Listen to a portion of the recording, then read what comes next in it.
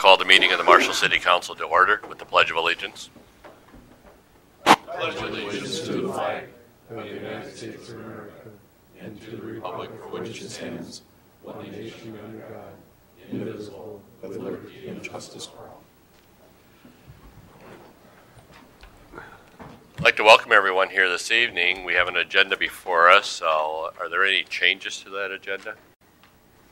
Move to accept agenda as written, Mr. Mayor. Motion by Steve, seconded by Craig to the agenda as it has been presented. We'll move to agenda item number 2. Move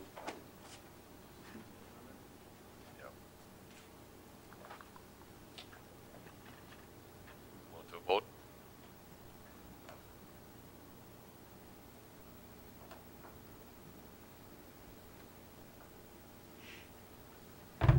Motion passes. Agenda item number 3. Agenda item number 3 is to consider the approval of the minutes of the last regular council meeting that was held on February 13th, as well as a work session that was held on February 15th. The council does have the minutes of both of those meetings. Are there any corrections to note at this time? I make a motion to accept the minutes. I'll second. Motion by Jim, seconded by John to approve the minutes as they have been presented. We'll move to a vote.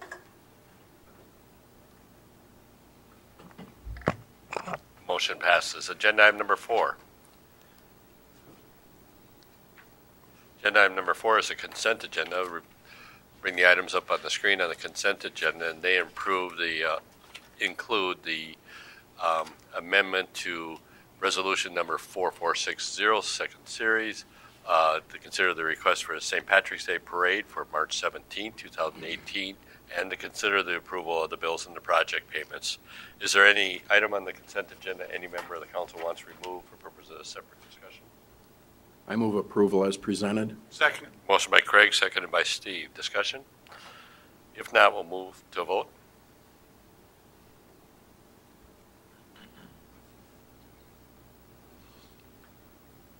Motion passes.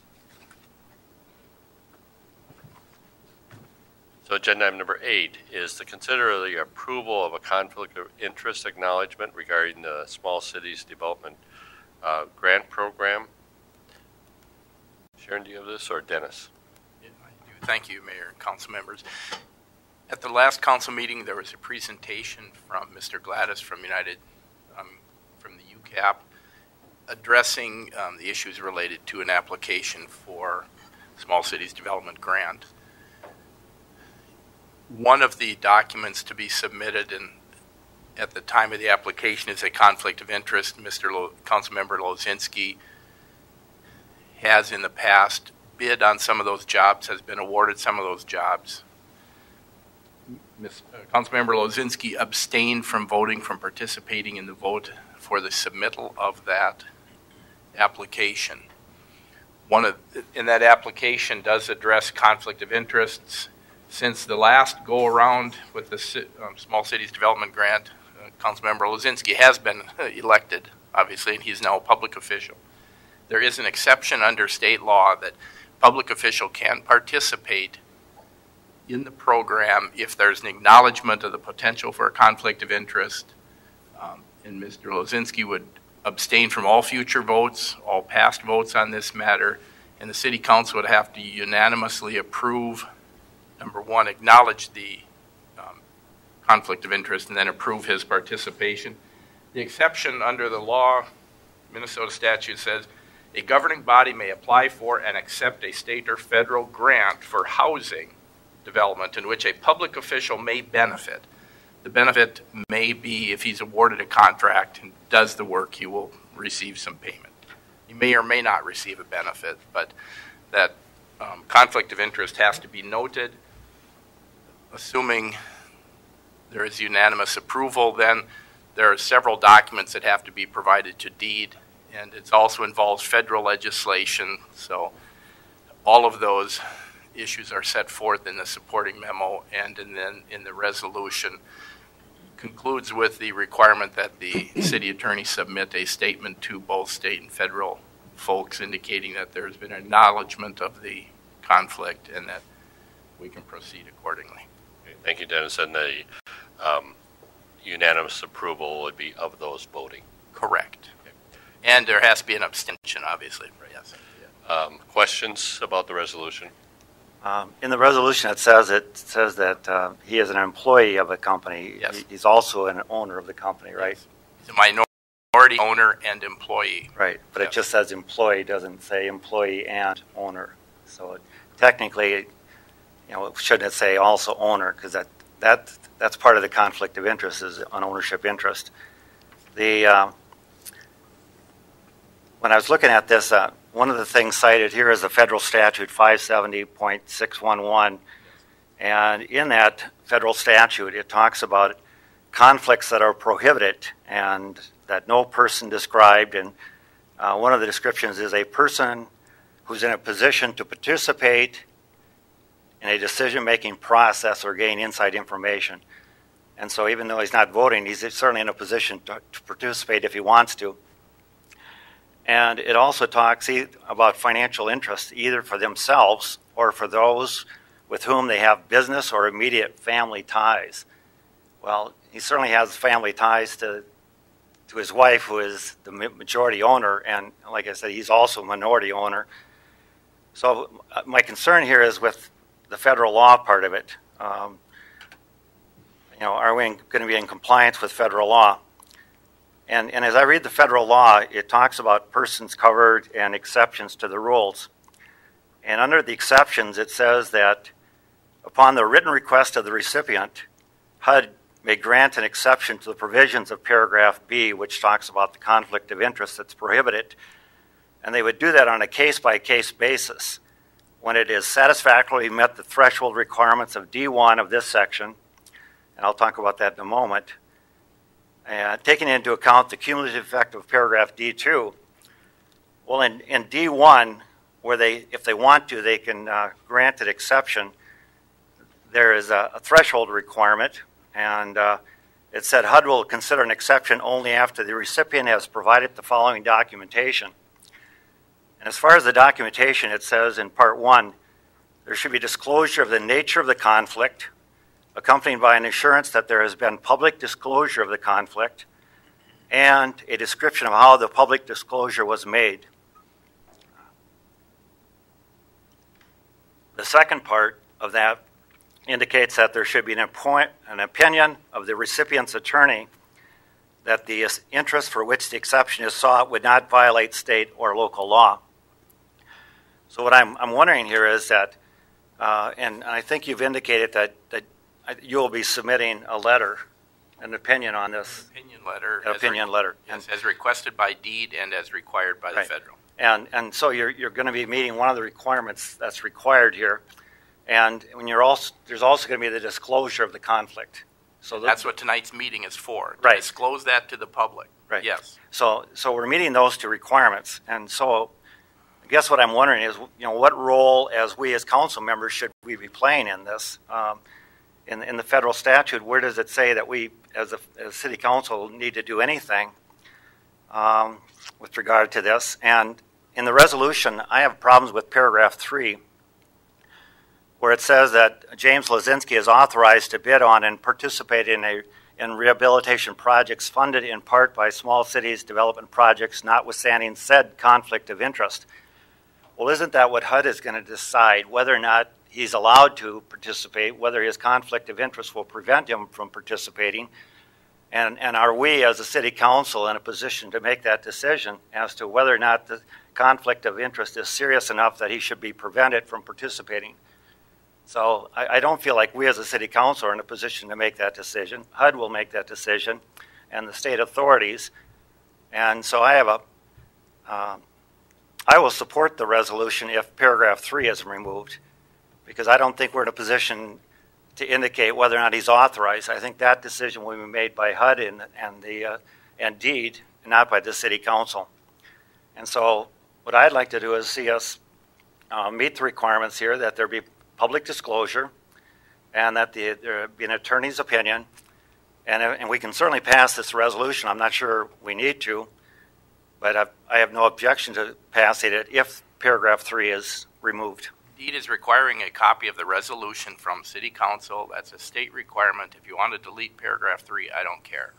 But deed is requiring minutes and resolution. Yeah, and I would be in favor of that. I would vote in favor of that if paragraph 3 were removed. So, Attorney Simpson, the resolution was provided by deed. No, I put that together. Okay. And so it's your opinion that the resolution, as well as your opinion, complies with state and federal laws regarding Yes. conflict Yes. of interest? Okay. And it would with paragraph 3 removed? Yes. Okay. David? Really a question for Dennis. Omitting paragraph 3 would not change his status as a possible applicant. That would be a determination by other bodies, evidently, by federal or state. That's fine. I'm asking a question, is that right? Yes. That is right, okay, thank you. Any other questions?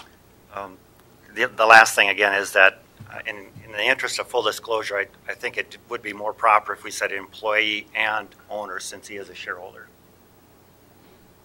And shareholders are owners of companies. If there's no other questions, I'd entertain a motion on the resolution. David? I'll move approval of the resolution with, and I'm going to add a third housekeeping change. At the title, resolution acknowledging, there's a typo in there, so if we could catch that for final publication. Inserting the words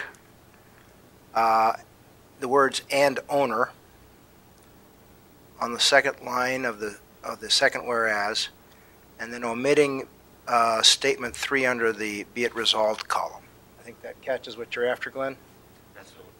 Motion by David. Is there a second? I'll second it. Seconded by Craig. Discussion on the motion. If not, we'll move to a vote.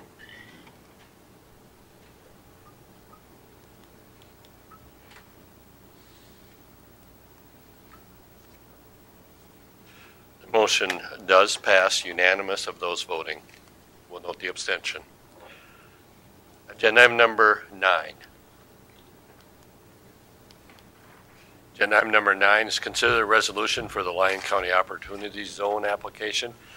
With us tonight, representing Economic Development Authority is Cal Burnett. Cal Burnett. Cal. Yeah. Boy, that's a flashback.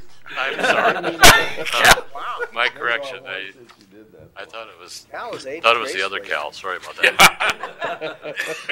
Well, Cal thank you, Brink. Council, and Jeff, the mayor. Thanks, Mayor and Council. Appreciate the time. This is, the Opportunity Zones is something that's kind of hit us a little bit fast and furious, so I'm going to try to keep you up to date. I'll be honest, there's a lot of information that's still coming out and still trying to get caught up on, and I'm not sure that between the federal and the state that they've ironed out completely all the details, but from the surface, it definitely looks like something that we're going to be able to take advantage of. There is some additional information that was fresh today that I'm going to hand out to everybody. That really, it's a webinar that tried to do a kind of a quick learning on what the Opportunity Zones is really all about. On the surface, it looks very promising. It looks like something that we would be able to take advantage of if selected. I mean, there's always that piece. It's like any other type of grant. So I think it would probably work the best to just kind of walk through this document first, and then as I get to some of the pieces that Sharon has on the thing, I'll highlight some of the important parts on there. So again, this was a webinar, and really they're kind of just phrasing this as unlocking private capital. It's a little bit different than what we thought on the surface. The Opportunity Zones program was established by Congress in the 2017 Tax Cuts and Jobs Act to spur long-term private sector investment. And it phrases it a frictionless way to invest for investors to reinvest unrealized capital gains onto distressed communities. I didn't highlight this, but I did circle it on mine. This program is the first new national community investment program in over 15 years and has the potential to be the largest economic development program in the United States. And I took the liberty just to highlight some things that I thought would catch your attention that were really the most important pieces of this. So what is the program and what is it not? It's an investor incentive, not one that is awarded to individual companies. It's all incentives pertain to capital gains, present and future, not operating revenue or costs. So this isn't where we're saying that anything in an opportunity zone is going to get tax abatement or going to get TIF. This is strictly all based on capital gains, which I'll get into here a little bit later. In only rare instances will this appeal or even be available for an established company. There are no upfront appropriations. Programs market-based, a new type of incentive that will attract a different type of investor. On page 5, how does the Opportunity Zones work? The Opportunity Zones program offers investors 3 incentives for putting some of their $6 trillion in unrealized capital gains. That's really a key statement. In the United States, there's $6 trillion sitting there in unrealized capital gains that people would gladly take and invest in opportunities if it helped them on their taxes and helped them get some of the potential gain out of those unrealized gains, capital gains. So the 3 points it makes: a temporary deferral. An investor can defer capital gains taxes until 2026 by putting and keeping unrealized gains in the Opportunity Fund. A reduction: the original amount of capital gains on which an investor has to pay deferred taxes is reduced by 10%. If it's held for 5 years, another 5% if it's held for 7 years. An exemption: any capital gains on investments made to the Opportunity Fund accrue tax-free as long as the investor holds them for at least 10 years. So anybody that's dealt with finances and unrealized capital gains, there's a couple really key things there that would be attractive to an investor. Page 6 really just gives an example of what that would mean over 5 years, 7 years, and 10 years. Kind of just what I just talked about. On page 7, in layman's terms, which is what I really like to explain things because it's easier for me to understand that way. That means just about any asset, high growth startups, Main Street businesses, real estate, manufacturing facilities, brownfield redevelopment, entrepreneurship incubators and accelerators, co-working spaces, rental housing, and more. And basically, some of the sin businesses such as casinos, massage parlors, golf courses would not be included, obviously. But so the part that says in layman's terms really tells us that any opportunities that fall that could potentially develop in an opportunity zone are probably pretty wide open if it isn't one of those so-called sin type businesses. Page 8, how the opportunity gets designated. The governor, state, and territory can nominate up to 25% of their low-income, high-poverty census tracts as opportunity zones. About 40% of the average state census tracts are therefore eligible. On the front, you don't have to go back there, but there's 491 census tracts that the governor can look at. Of that, 133 out of the 409, he'll be able to designate 133. And so he's going to be able to have about 25%. And you might ask the question, so how in the world would Marshall get designated? We stood here a couple weeks ago and we told you our Main Street should be slum and blighted. Now I'm telling you that we're a low-income census tract, and I don't like that term either, but the fact is that the state has those designated. We didn't put in to become low-income. We didn't write it in there. They're established. There's 491 of them, and it's very odd as you see the map. When you see the map, when Sharon puts it up there, it's one little piece of Marshall. And we have 3 census tracts that cover Marshall, 3605, 3603, and 3604. For whatever reason, and again, these are all established. You don't lobby for it. You don't try to get out of it. They are what they are. 3605 is one of those eligible tracts. And just another total coincidental thing, if you look at to the far west or the far east, I'm going to, I got a plan here, I think. That's because we built the arena in that zone. That's what brought it down. All right, Glenn, how do I get that dude to go? This is how you use a pointer in the old days. So in this census tract, this is Tiger Park. So the Red River Arena sits here, and this is all that undeveloped land in this square. It just happens to hit that census tract. On the far other corner, this is where Michigan shuts off. Now Michigan Road's eventually going to come here. So it actually covers most of Commerce Park as well. Just totally kind of odd how it happened that way. Again, we didn't draw the lines. They were there. This is a terrible map. I apologize for that, but that's all there is today. So we're catching a couple of the northern part of the cities, but it's fortunate for us it actually does capture all of Tiger Park and the majority of Commerce Park. So good news there. A couple things. They are the focus of mutually reinforcing state, local, and private development initiatives. Recent job losses from plant closures or relocations actually help us. So part of our application might be to paint a little bit of history of how many jobs were here with Schwann's 10 years ago, how many were here 5 years ago, how many are here today. That's would be absolutely could be the equivalent of an actual closure, although it's escaped that type of advertising, and they're still very supportive. They're still the largest employer in town, but when it comes time to trying to get this type of grant opportunities or get designated zone, those are the kinds of things that we'll use. On page 9, all incentives pertain to capital gains. It is targeted, it's simple, it's flexible, it provides no upfront subsidy, and you can see I did not do this for you, Glenn, on there where it says does not pick winners. You can see where winners is highlighted a little bit more than the normal. I couldn't quit my pen from highlighting there. But it rewards patient capital designed for more startups. It's scalable, and it gives the investors a stake in the community's future. And really, I joke about it, but this is really a lot of things that we talk about and have discussion here, and have good, honest debate about. You know, what companies do we incentivize? Which ones don't we incentivize? This one really, it's not about incentivizing companies. It's about incentivizing people to invest in long-term and short-term investment in some of these census-tract areas. So that's really the highlights of the program. On page 11, I'll just highlight a couple other different things. Zone designation, provide local market intelligence. That's where we're at today. We're putting the entire application together. The application has to be submitted by Lyon County.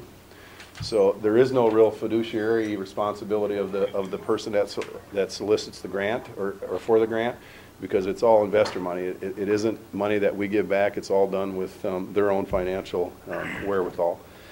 Setting up funds, raise awareness about the program on local banks. We're in the process of doing some of that. One of the keys I think here would be to have if we get designated, would be to have a local bank meeting so that they can call on investors to say, you know, if you've got these unrealized gains, which they would know, here's a great place to park it and actually save some of those unrealized gains from paying taxes. So we're working with that piece of it now. That's kind of where we're at. Again, I started this with it's happened kind of fast and furious. The governor has to make his recommendations 90 days from March 31st, so we need to get the application in by March 31st. We have sent the resolution similar to what Sharon has got for you in the pack, and I apologize again for getting it in late, but it's all happening so fast that we needed to. We've actually sent this pretty much the identical resolution to 11 different organizations and businesses that would support us applying for the grant opportunity. So I think it's a good program. It's one of probably the simplest. We don't do a whole lot of the paperwork. It's all done. It's investment based. So I will tell you that we've had some opportunities with hotels in the past.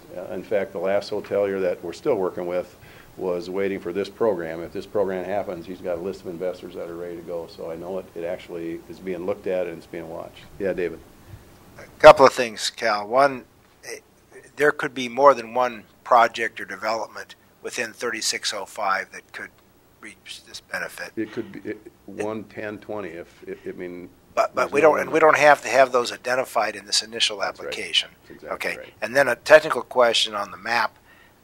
If I read this right, the census tract boundary goes beyond the city limit. Mm-hmm.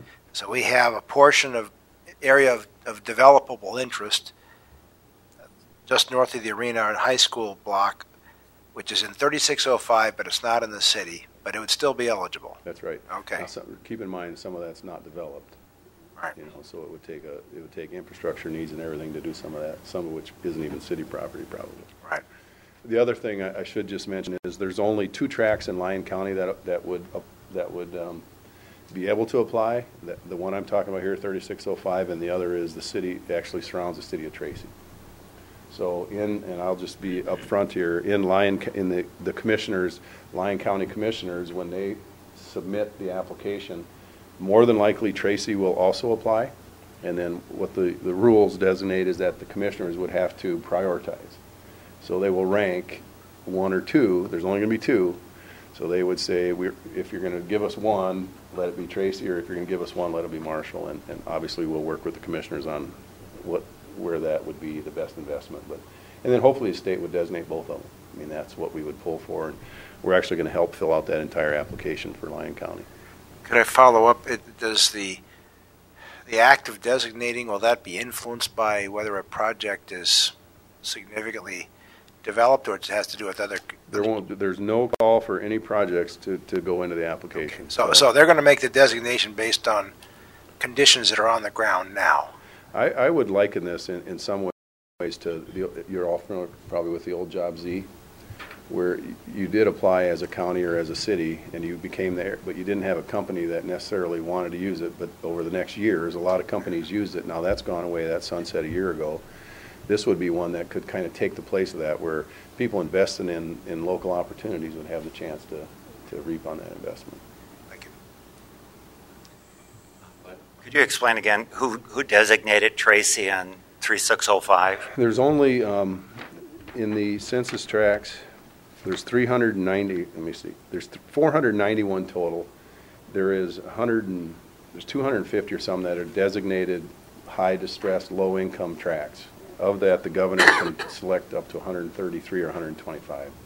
And I don't know, honestly, Glenn, I'm not sure if it's based totally on income, if it's based on lack of building, if it's based on lack of infrastructure, if it's based on any kind of diversity. As we look at this tract, I tried to figure out, what would be the difference for that to be considered a low-income, high-distressed tract versus 3604. I mean, they're both Marshall. They both cut the edge of, one's southeast Marshall, one's northeast Marshall. Really doesn't make a lot of sense to me why that would be. But the indications that they look at, evidently, that housing, that tract probably catches a bunch of the college multifamily housing, I would assume, versus some of the other tracts. That affects the income level, too. Yeah, I'm going to guess that probably has a bigger influence than anything. I guess I'm wondering why the other communities in Lyon County aren't being considered. Don't have the answer for you. We could look at the criteria that makes those, and it isn't something that they just pick for this program. They've been out there for a long time. They use these for various things. This is the criteria is being used nationally then, not just the state. But it just seems, you're looking at ADM out there, Schwann's. I mean, we got some major industries in that area. And then you have small communities and low-income communities all around, and they're not getting any assistance or any help by this financially. And it just seems like,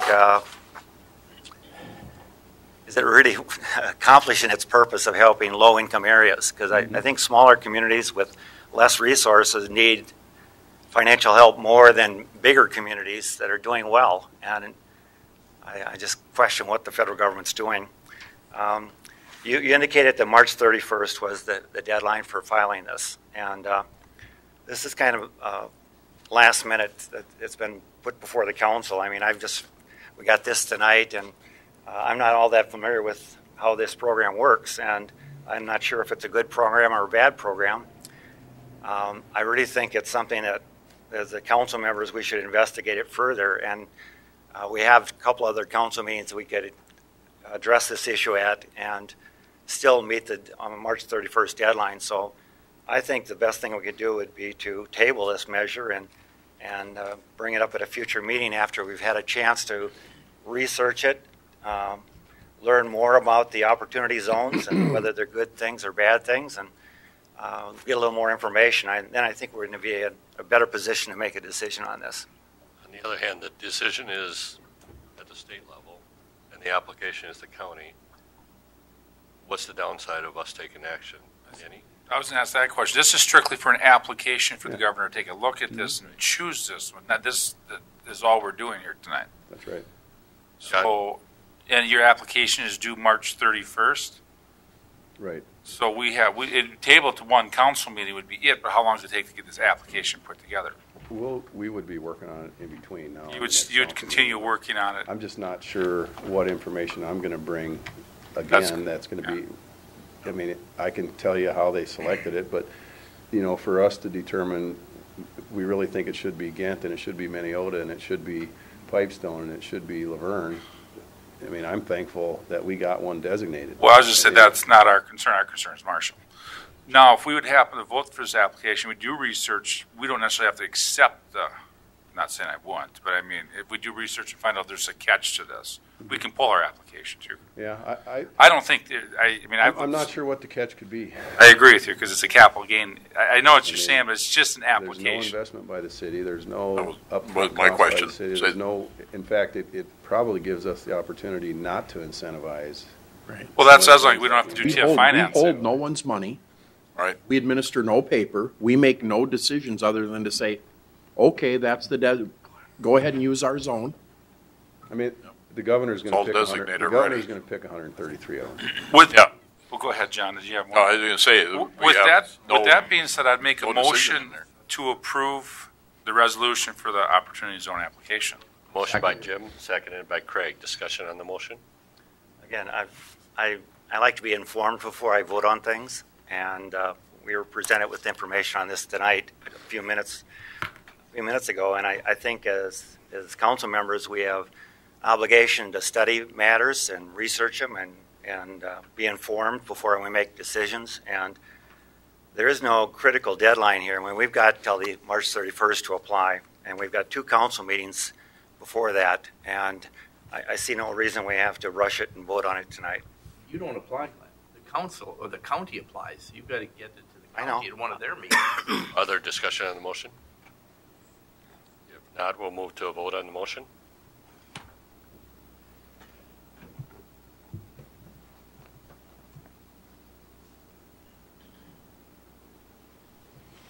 Motion passes. Thank you, Mr. Brink. Agenda item number 10. Consider the resolution for signage related to the request at Holy Redeemer Catholic Church for additional handicap parking. Glenn? I'll take this one. Apparently, the representative had to leave. This request had been in front of us some years ago, I'll say, at Holy Redeemer Catholic Church. I don't know if you know the history of the handicap parking in the downtown district. The church is part of the downtown district. And when we were doing the renovation of the downtown, including Main Street and the parking lots and the different parking areas around town, specifically the handicap parking was addressed in the downtown.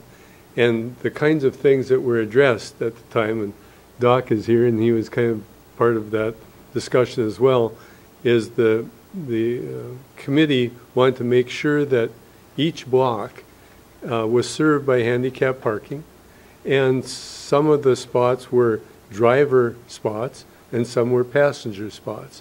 There were spots in the parking lots themselves, spots on the streets. So there was a fairly comprehensive analysis done, and one of the items was they didn't want to reserve so many spots that there wasn't any spots for regular customers to park. And then after that, significant time passed, and then the Catholic Church requested some additional spots on 5th Street or in front on Lion Street. And our discussion was we saw no harm in doing that. We said several of the other churches have also put out cones for Sunday service, Wednesday services, things like that, that we really had no adverse comments on by any of the public. So that was kind of what was initiated there. The issue there is, you know, at the Catholic Church there's probably services every day. And a fairly large congregation. And the issue of putting out cones on a regular basis takes time and effort and people, and somebody misses their assignment and how come you didn't put your cone out, you know, those kind of discussions. So they came back and they asked, really, could we get some additional parking spaces? So it was brought to the PIT group, and we reviewed it, and the requested accessible parking spaces you can see along 5th Street. And during the discussion, we thought, well, you know, a better spot for handicap parking is on Lion Street. So it kind of morphed into a discussion about why not having them both places, and there was also discussion if there was a funeral, the hearse parks in the front might be taking up one of the designated handicap parking spaces, but who really cares during a funeral? I mean, you understand the reason for the hearse being there. We probably aren't going to be ticketing and towing the hearse out of the of the handicap parking spot. Okay, now, the church itself might get some feedback when the hearse is parked in the spot that I was going to take, but that's kind of up to them to kind of handle the internal discussion. So the recommendation ended up coming back for up to 4 on each side of the, both on Fifth Street and Lion Street, and that's what the recommendation and to the council is from the committee. Any comments from the Public Improvement Transportation Committee? The reason that we put them on West Lion Street, and I never realized this, but there's a gal there in a wheelchair that said, you know, if my husband drives to church, I got to get out on grass, and I can't. So that's the reason that I brought him up in front of Lion Street, because then she can get out and be on a sidewalk. And that's the reason. And the church, it's not just for the Catholic Church, you also have the Episcopal Church here too. Mm-hmm. Which, you know, if we move them to the front of the church, and the Episcopal Church has no handicap parking in front of their church. And we did have the discussion about the hearse. And I believe the discussion at that point was during the funerals, they would bag those signs in front of the church. So they can, because it's the hearse and the car for the family and the grieving. So, and I know the police department has responded in that they understand that's, you're correct, they would not ticket. They'll use enforcement discretion. So, and as we look at the population that goes to, not just the Catholic Church, unfortunately, to most churches, is they're elderly. I mean, the kids aren't parking there, so. We also didn't think it adversely affected the customers in the downtown district. Right. No, and it doesn't affect the houses across the road because they still have their parking across the road. David? It's fair to say we had a wide-ranging and thoughtful discussion about a number of ins and outs of this issue, including things that we hadn't thought of and modified on the fly. And I'm comfortable that this should work very well and may be a model for other locations in the city where we might need to expand the handicap parking too. And so, with that said, I will move approval of the resolution. I'll second. Motion by David, seconded by Jim. Discussion. And just one other comment is it was very helpful when they came in front of the PIT committee. They did, Quentin came in and brought a couple of the parishioners with, and having the insight of both, which I hadn't thought about, driver access versus passenger and that. So I think that it really did work out to be a good discussion, and I think a very good solution. Any other discussion on the motion? I just have a question. Does everybody understand that's 24/7? Mm-hmm. Because you've got the wooden nickel and people are parking around, are you aware of what the procedure is going to be tonight, or? The handicap parking has always been on Fifth Street. And I don't know if a lot of nickel patrons use it or not. I mean, It's a question. yeah, it's, 24/7. Glenn? I just had a question. You were talking about that if we have funerals, we just put a bag over the sign. Are we allowed to do that by state law? If there's a funeral or wedding or whatever we want, just put a bag over it, and then anybody can park there? We do allow that. As a matter of fact, It is allowed the by street state law? department has actually been responsible for doing that in some locations. Like, I'll give you an example. During parades or something like that, we can actually bag regulatory signage for. Well, and the other pre- alternative pre- is, typically the funeral service providers have their own special cones that they put Right. around. Right. We don't think that for that specific instance, it's going to create a issue. And I through don't the know myself whether it's against the law or not. I'm just wondering that we just want to make sure that we're not violating any kind of state law by putting bags over handicap signs. Nope. Any other discussion, Steve? My question kind of goes with Dr. Affolter's is, so we're taking 4 spots that are 24/7 for church, which is not 24/7 typically. And it is downtown, especially the ones on Fifth Street there.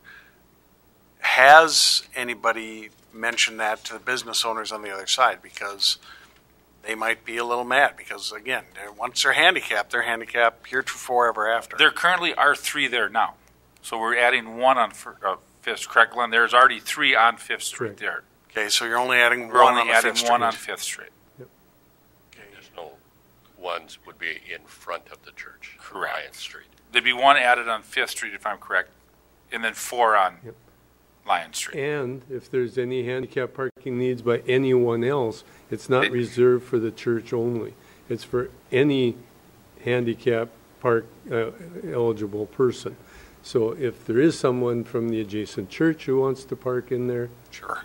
or from across the street who wants to park in there, Or for dinner at the Nickel. yep, they can park there. It's a public parking. Other discussion on the motion? Are those snow removal zones, so somebody's in there can't park overnight? That's correct. Yep. Correct. That doesn't matter if they're handicapped or not for And as snow a removal. point of question, any need for abstentions of members?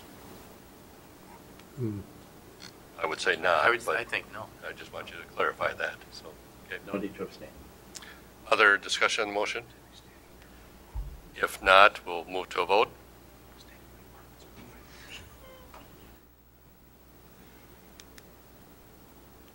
Motion passes. Agenda item number 11.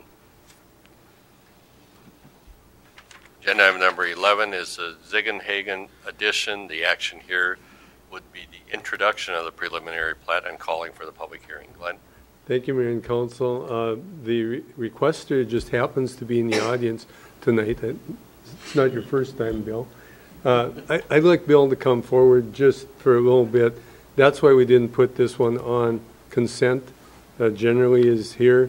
It's a kind of an interesting development that he's doing, and I think it'd be good for you to get it from Bill.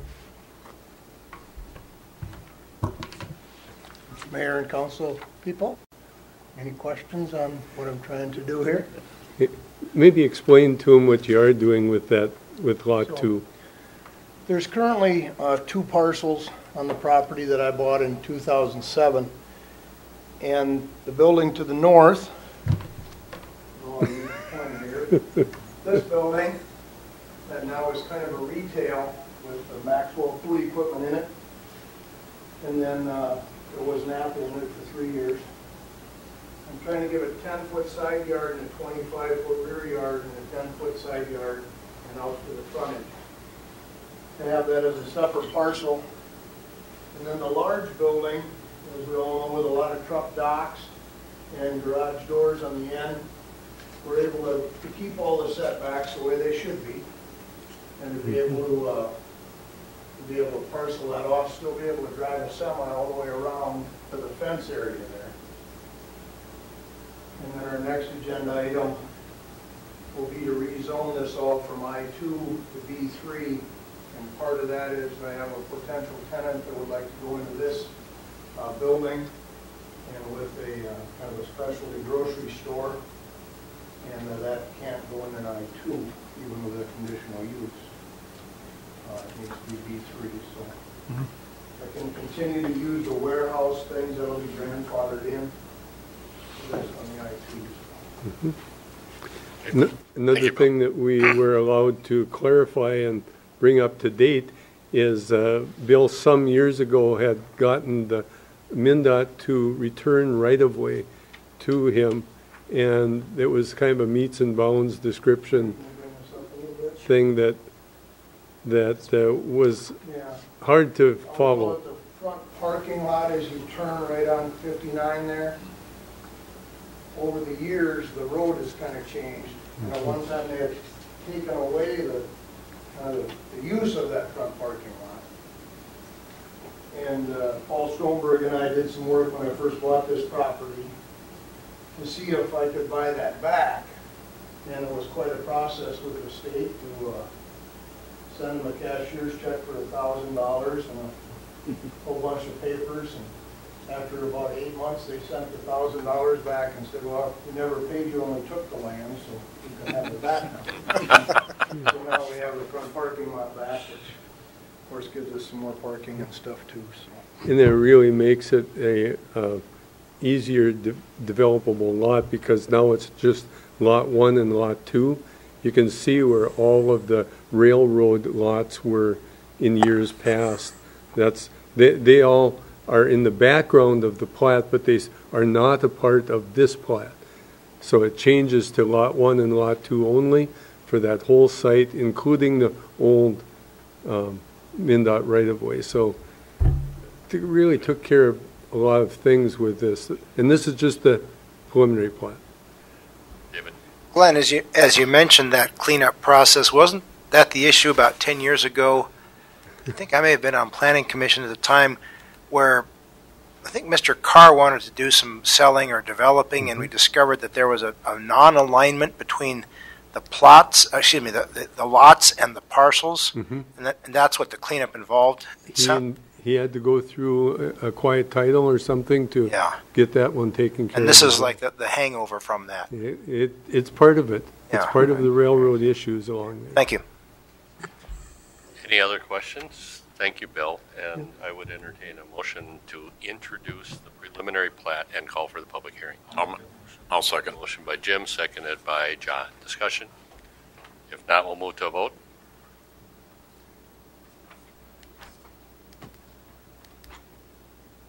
Motion passes. Thank you. Agenda item number 12.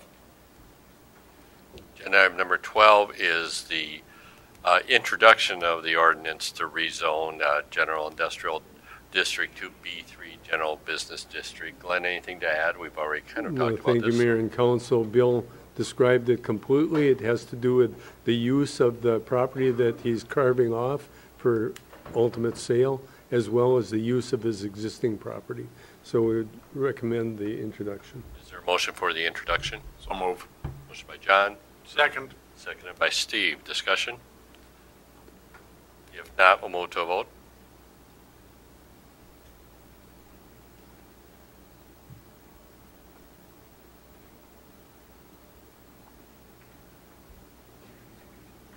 Motion passes. Agenda item number 13. The whole subdivision.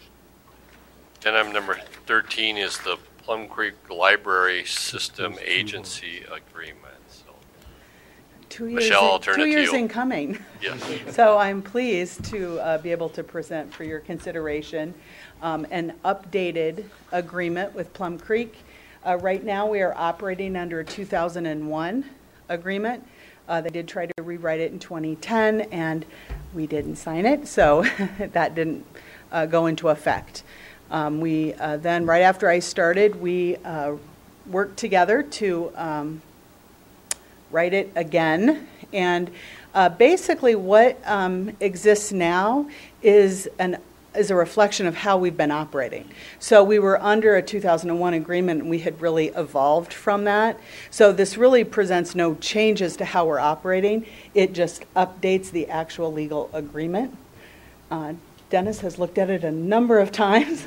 Do you have any comments about Well, it? I've made my comments previously that have been incorporated. Probably a number of those cities and counties were not real happy with some of the requests that went back, but I think they've all...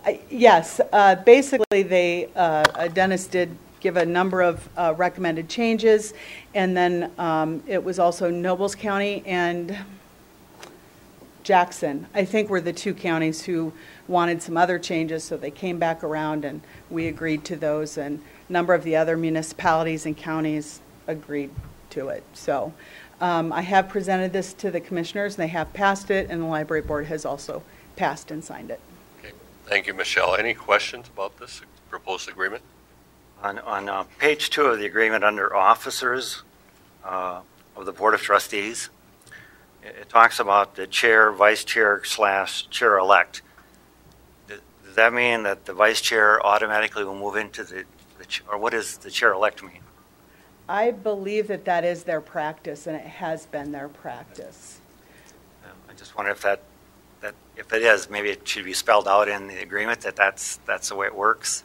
Because I know that happens in a number of organizations, and I didn't know for sure if that was the intent or... I know some of this, they've tried to build in flexibility and not nail things down in that exact way. The reason being, because this is, part of it is elected officials, county commissioners. The other are people who are volunteering to be on library boards. Their seat lasts 3 years, but rarely anybody stays there that long. So it could be that somebody has aged out of being on their library board and they're the elected person. So without having to write a number of possible scenarios of what comes to pass. That has been the practice, but it doesn't necessarily have to go that way.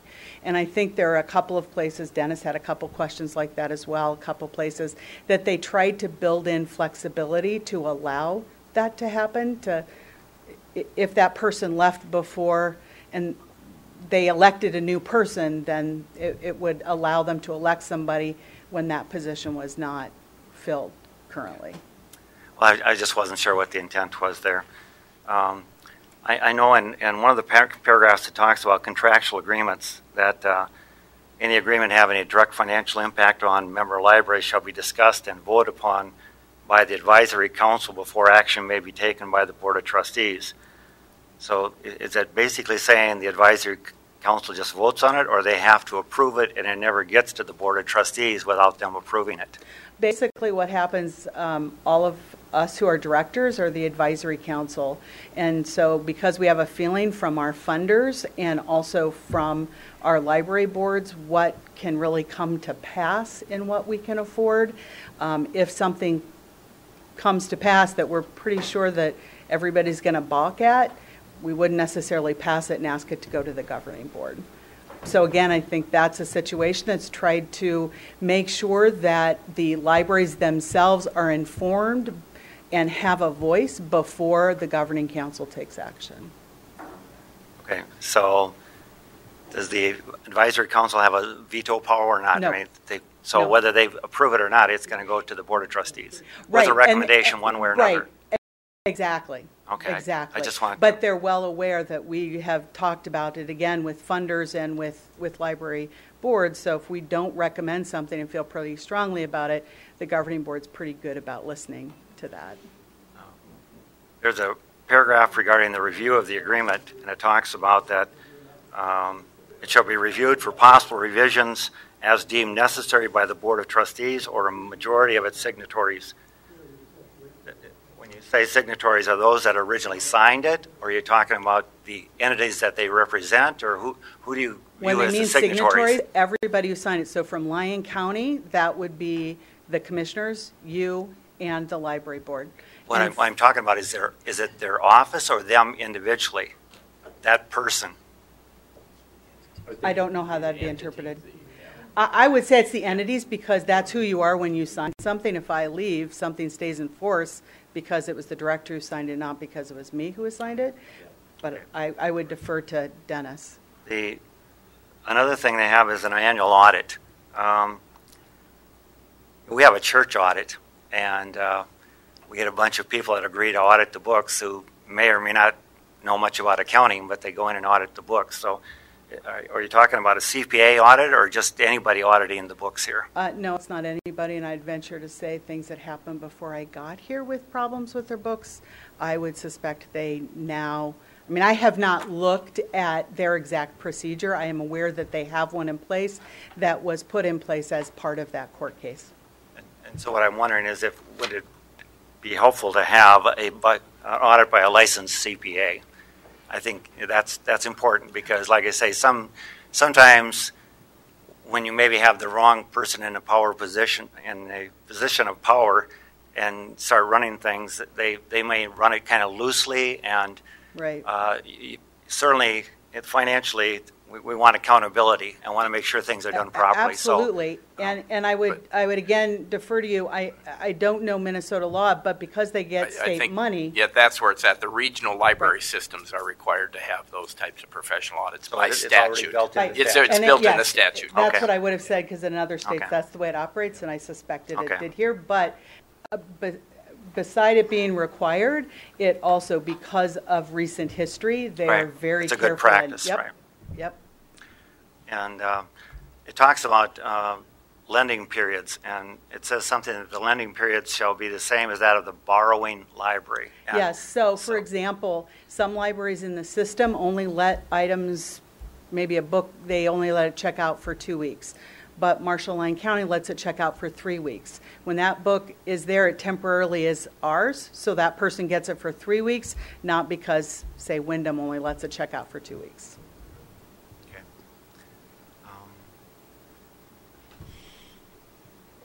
Those provisions are in there giving local control still. That's over basically an the- example of that, but yes, that's mostly what it's letting you know is there are a number of things like that as part of this consortium that we still have control over.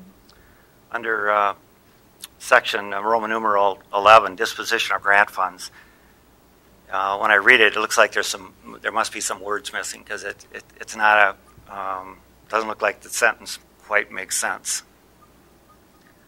It's on page 8.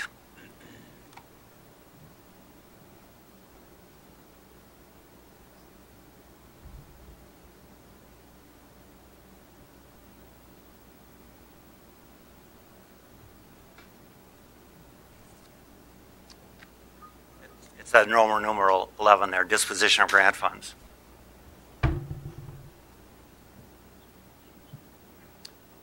Normally, all the other paragraphs have complete sentences, and it seems like there's something missing in that sentence as far as what it's supposed to be saying.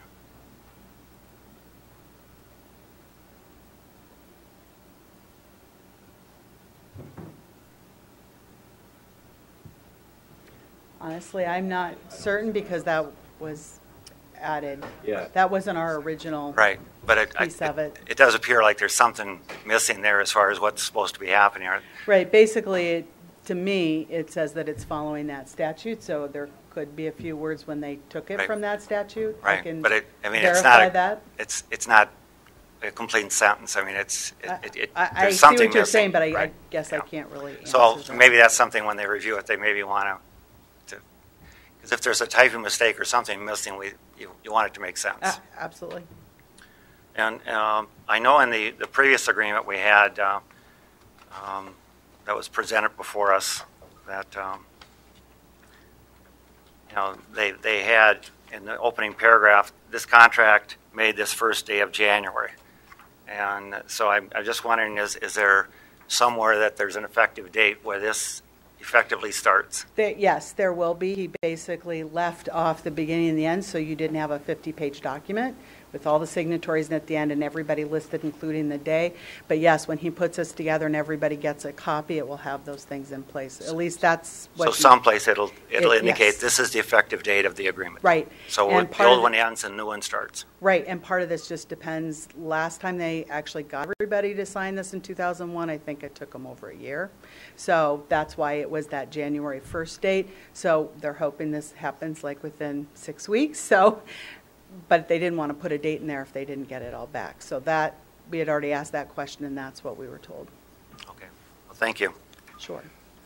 Any other questions? I move approval of the Plum Creek Library System agency agreement. I would second that. Motion by Craig, seconded by Steve. Discussion? If not, we'll move to a vote.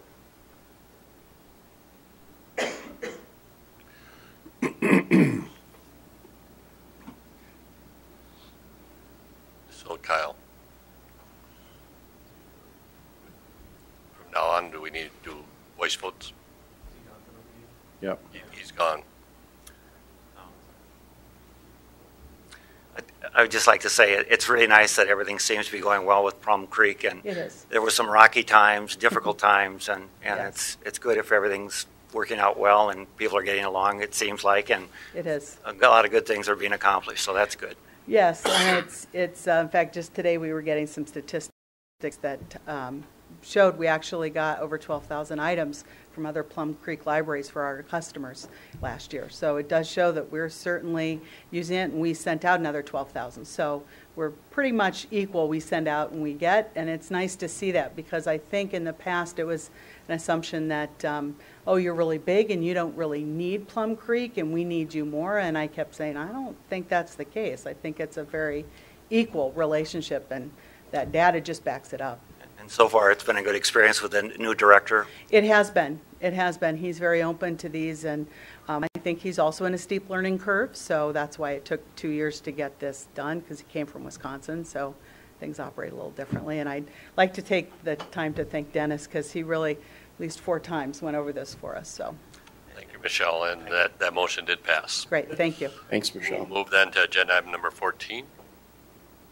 Agenda item number 14, consider the resolution authorizing the transfer and closure of the Capital Project Fund for 496 and the Debt Service Fund 365. With us is Carla Drown, Finance Director. Thank you, Mayor and Council. Before you tonight, you have two funds, a construction fund, 496, and a debt service fund of 365. The construction has all been completed related to that construction fund. That construction fund is related to 2007 constructions. So per our 2016 audit, it was recommended that this will be one of the ones that we look at closing. It is also one of those that has a negative balance. So in the research that I've completed, it appears that there have been payments out of the construction fund related to bond expenses, so it would have been more appropriate to be paid out of the 365. So that's some of it. The other part of it is there was payments for other constructions projects unrelated to the construction projects in this fund.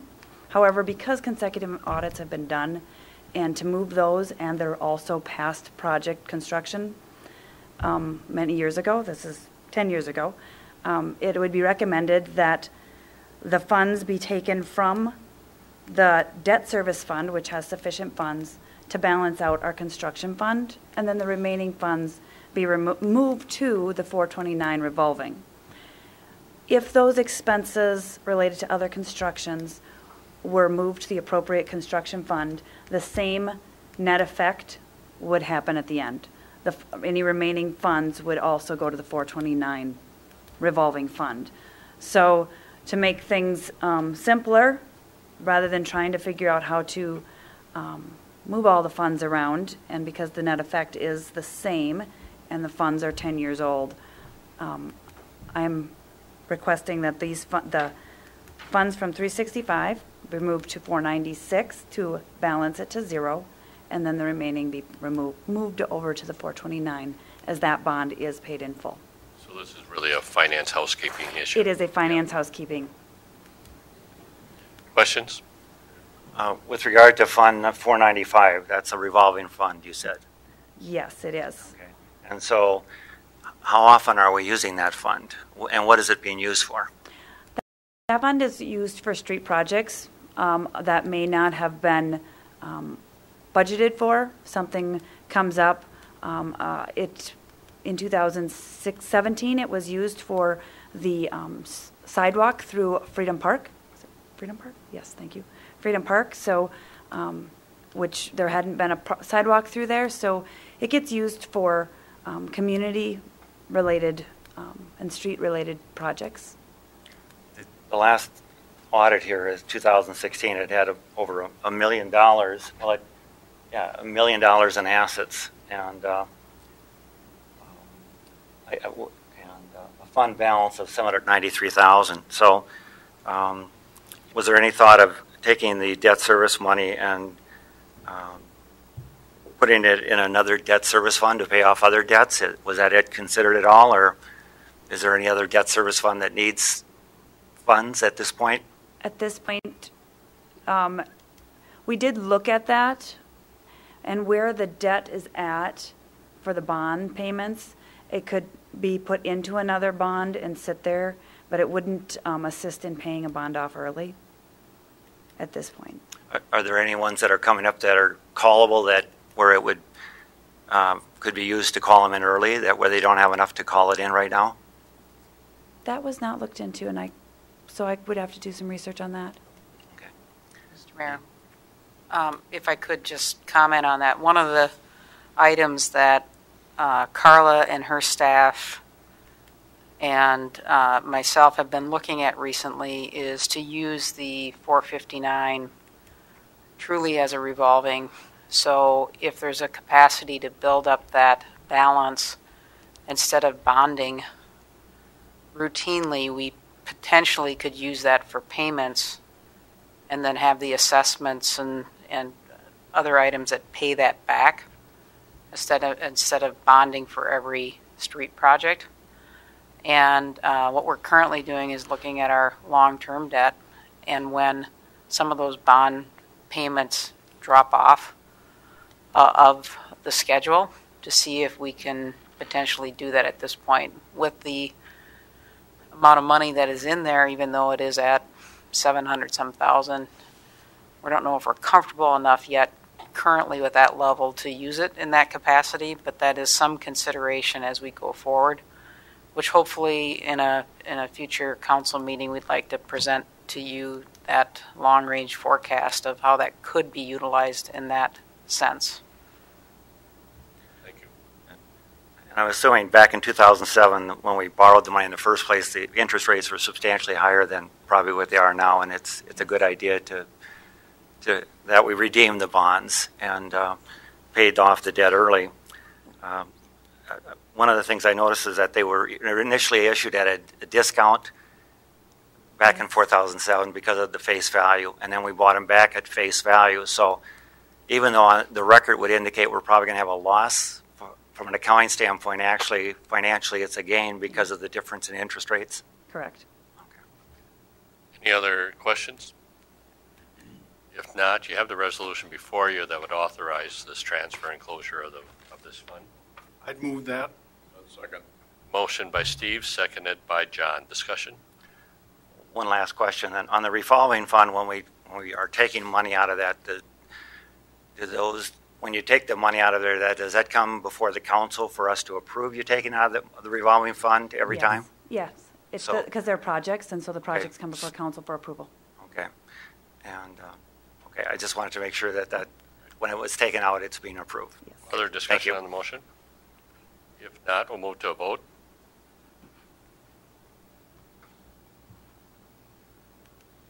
Motion passes. Agenda item number 15.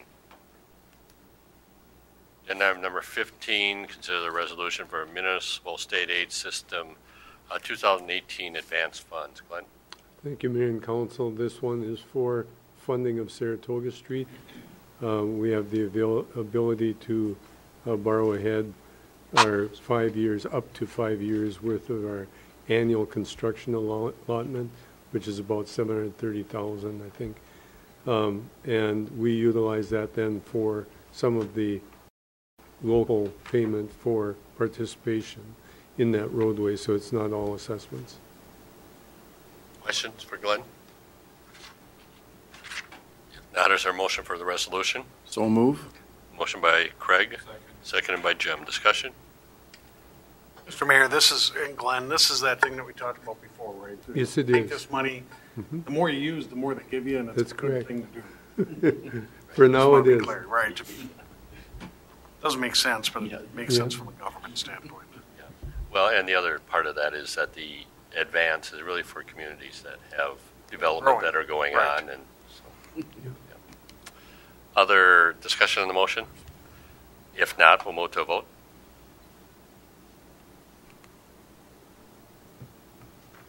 Motion passes. Agenda item number 16.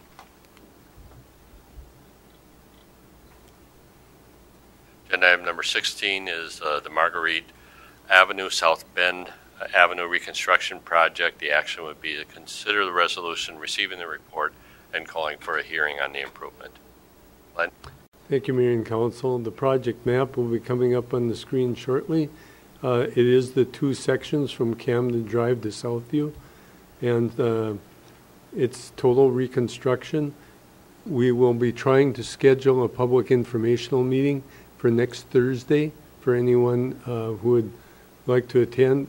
As soon as we get the final date and time, we'll send it out to all council members for your information. It involves, the plans are complete, and we want to make sure that the property owners understand what the potential timing might be, what the work is being done, and really at those meetings we talk about things like, do you need to expand your driveway? Do you want a smaller driveway? Do you want to do your sanitary sewer service? What might be the particular things that the residents know along the project that we might not have taken into account? So it's intended to be at 5:30 next Thursday, pending MMU's availability of their meeting room, and it's intended to be at MMU. We thought that was kind of a close meeting place to the area. Questions? Glenn, I know somebody that lives in somewhat that neighborhood, and I know this fall or late in December or whenever they had some sewer backup problems and stuff. Is this an area where they've had problems with their sewer backing up or anything? Or What we do check with is the wastewater department, ask them for any history in the area, and then if there is, we target the address. That typically those problems that they have are in their service line itself, and if in fact, we'll talk about that at the informational meeting. The other thing is when we televise it, we can see that most of the sewer services were inserted without what we call Ys. They were just a hole punched in the side of the main and the service line stuck in. And a lot of times, if you stick that in too far, it deposits on the other side of the pipe and plugs and backs up. But if in fact you know of a person that might have had a problem, please let them know. We'll be sending out letters, but please let them know to come and talk to us. Well, and this is a neighborhood that likely has Orangeburg pipes for service lines. It was the 1950s, and we can't tell whether it's Orangeburg, because a lot of times if they had a problem right at the connection to the main, they've replaced a piece and stuck it into the pipe.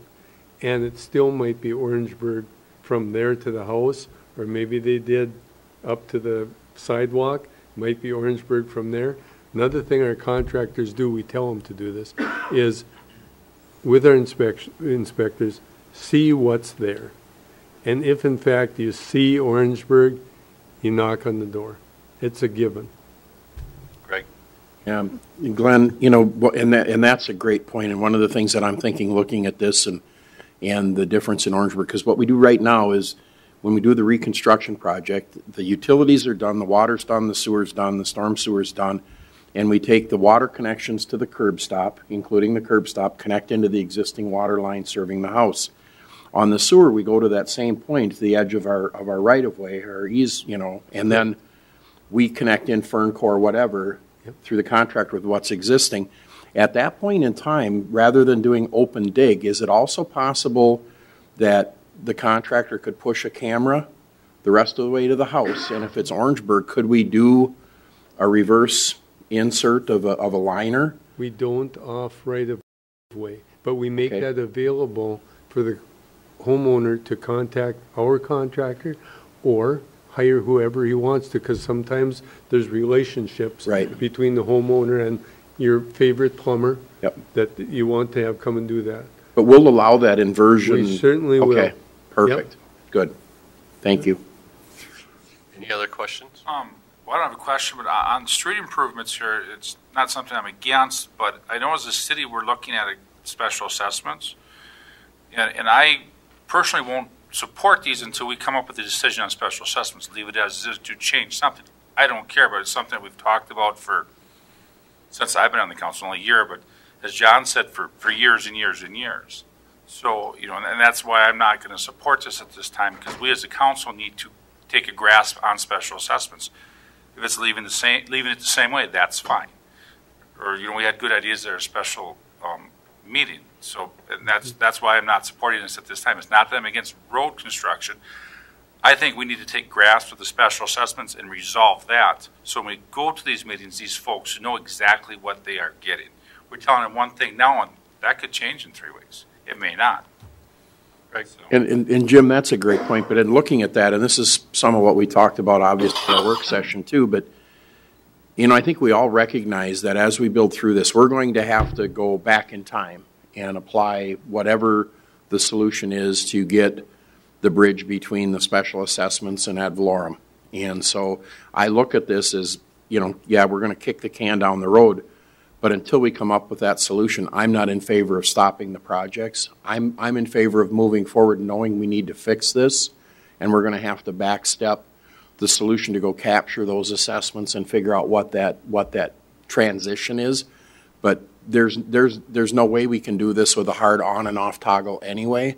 And I just don't want us to stop projects that we have in place to wait until we do that. Well, and recognizing that it's under discussion as it was in the work session.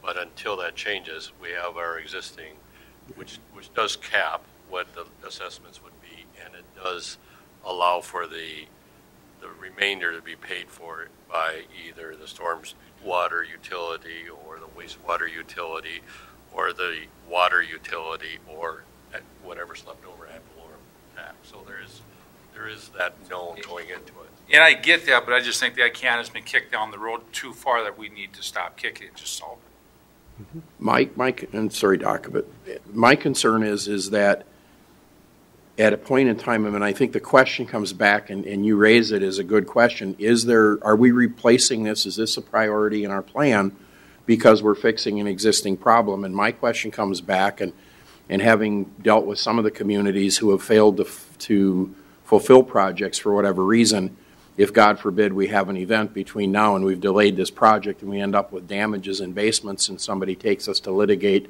those damages and they come back and pull up these minutes, we're more liable potentially in court for failing to do a project that may have presented, because we have an obligation as offering a public utility to maintain that and operate it in good faith with good maintenance. And kicking a project down the road without good cause kind of puts us back on the hook, and storing sewage, municipal sewage in someone's basement when there's an option not to can be a pretty expensive option. My question kind of falls on that, Councilman Schaefer, is that how many problems have we had in this area? Because I'm with Councilman Lozinski. We have this issue where we keep kicking it down the road. If there's been a lot of complaints, if there's been a lot of problems, if cameraing it and televising those sewer lines shows that, yeah, this is this close to failing, and if we have a big event, a flood or something, we're in trouble, then I would say let's go for it to prevent it. But if it's okay, then I kind of lean towards what Councilman Lozinski says. Let's figure it out first before we What I could respond a little bit is that there's no intent to stop the special assessment process review. By approving these projects, we are still going forward with the assessment procedure process review. And that might change between now and the special assessment process, knowing full well that the special assessment process is a whole separate process from the project process. Special assessment projects will have separate hearings for, we'll call, notify all the constituents, we'll have a dollar amount after we get the bids that come in, so we're a lot better off knowing what those are at that time. I'm not trying to sway you. I'm just saying, and the condition of the water main and the sewer main is such that it is in bad shape. We have 4-inch water mains in the area. You can take a look at the condition rating in the report itself, and I would recommend at least that you go forward with the projects. Now, that can stop and go any time, It can go all the way up through bidding before you need to know that. And I think by that time, we should have a lot of good discussion on special assessments. I could give you a discussion about that right now, but I won't. The application of the assessments actually wouldn't occur until 2019. Right. So we have a whole year on this. Right. I understand. It's just something, in my opinion, has been kicked down the road for 5 or 6 years. So and I'm saying we don't even have to change it. We just need to deal with it. Yep. And I'm one, let's just grab it, deal with it. And that's the way I am. If we do it, we don't do a street project to deal with the assessments, then we get it done, and then it's set. It's set for the next 25 years. Yeah, and I don't disagree, Councilman Lozinski, about the importance of getting this settled one way or the other. And I don't know what the answer is about the condition. No, and I don't either. And I haven't talked to Bob, I haven't talked to Glenn. Report. Okay, yeah, and it says it's in bad shape. Yeah. Report. And doing an accurate and honest report is a mixed blessing too, because in some ways we give someone who would be potentially bringing suit against us, we give them their ammunition with our own reports, but yet as a public service, that's not our sewer line, that belongs to the community, and again, that's who we represent. So I'm not trying to lobby that either way. I'm just concerned again about taking a project out of the plan and stopping it for something other than a construction reason. Don't disagree with that. I think they do need to take parallel paths, and I do agree with the urgency of dealing with the question of that. But I'm concerned about stopping projects. Any other questions? If not, you have the recommendation before you. What are the wishes of the council? I'll move the resolution to proceed. I'll second it. Motion by John, seconded by Glenn. Discussion on the motion? If not, we'll move to a vote.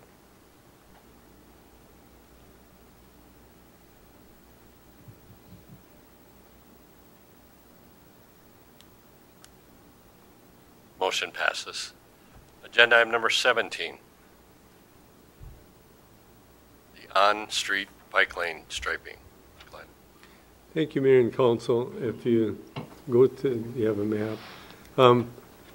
This was actually brought up because our department, the street department, asked what we needed to do for spring striping and purchasing of paint to do that striping. And the only thing that we were taking a look at was changing what we call the Sharrow arrows, which are they look like chevron stripes in the bike lanes from chevrons to arrows, and restriping all the lines.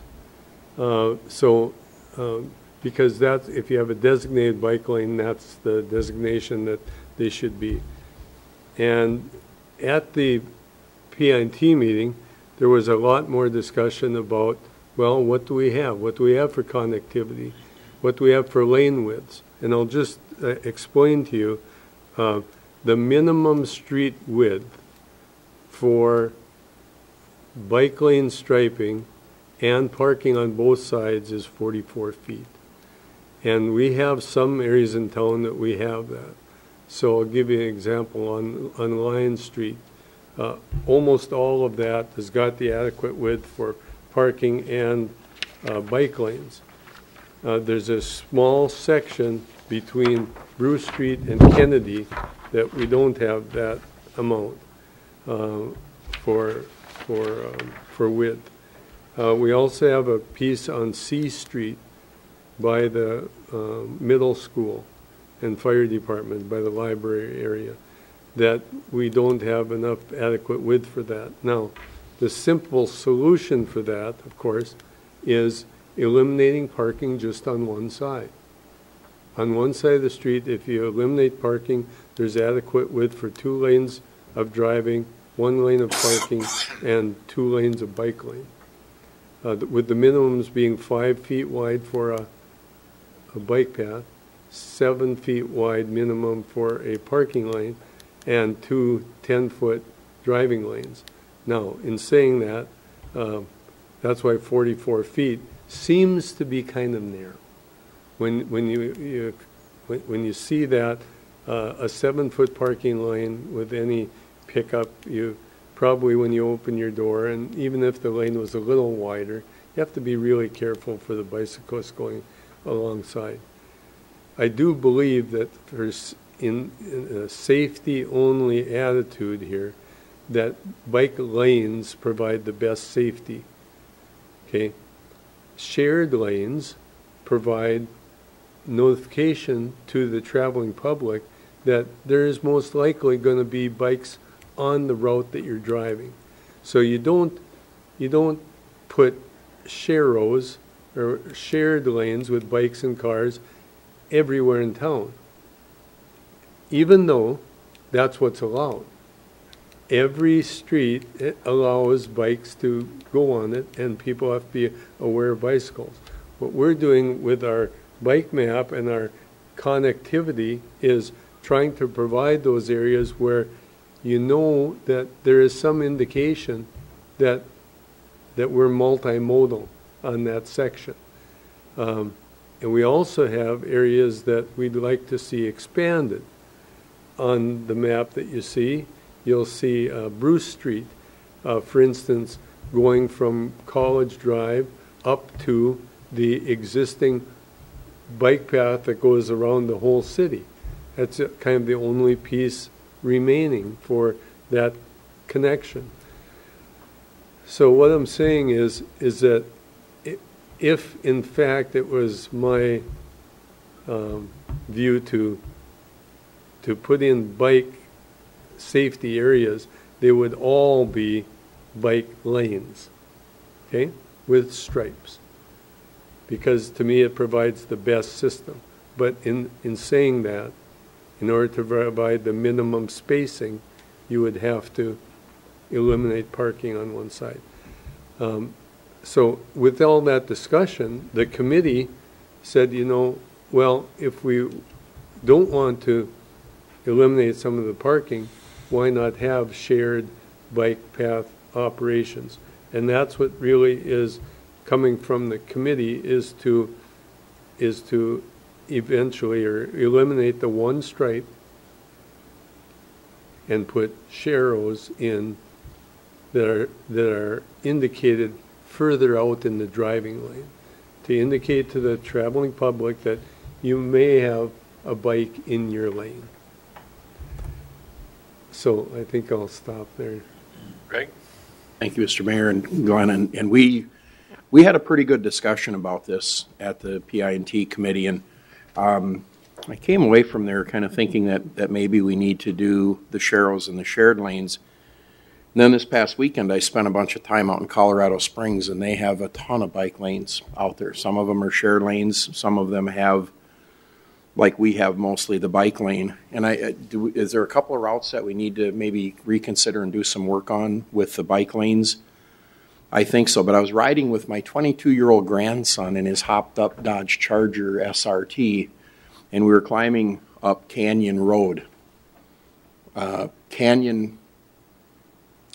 Anyway, it was narrow and windy, and some of it has bike lanes and then others have share lanes. And I noticed that very few of the motorists understand what the share lane represents when a bike is in front of them. And granted, we're not climbing 6 or 7% grade or coming down that here mingled with bikes. But looking at that, I'm thinking that our people are pretty trained. So my first question, Glenn, and I know we talked about this, we really haven't had any complaints about the bike lanes. We have not. And one of my thoughts initially is if we're crowding those lanes and we have an incident and we're calling them approved lanes, do we have some liability?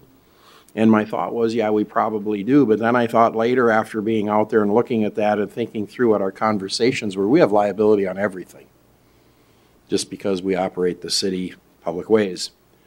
So I'm not so convinced again that I don't know that I support what our recommendation was. I kind of think that let's stay with what we have, fix the things that are, pay attention to the other things that we need. But our people are pretty trained, and those paths get used a lot, and I think people understand them. And I guess I like the way that we've supported that, and I think it's been pretty popular. And I would rather see us stay the path we're at. I would concur with Councilmember Schaefer. Given that there's no complaints, there hasn't been an issue, does serve the original purpose, and that was when the SHIP grant, Statewide Health Improvement Program, funded the initial installation of the bike lanes as well as the signage, that it was for having that opportunity for people to be healthy, in this case through biking, and do it in a safe way. And I think it's accomplished that. So I think it would be a mistake to scrape off the lanes and remove the siding. I also think we're not the only community in the state of Minnesota that has bike lanes. I mean, every other community that has bike lanes, is dealing with this and really figuring out a way to make it work. I think the signage is actually okay.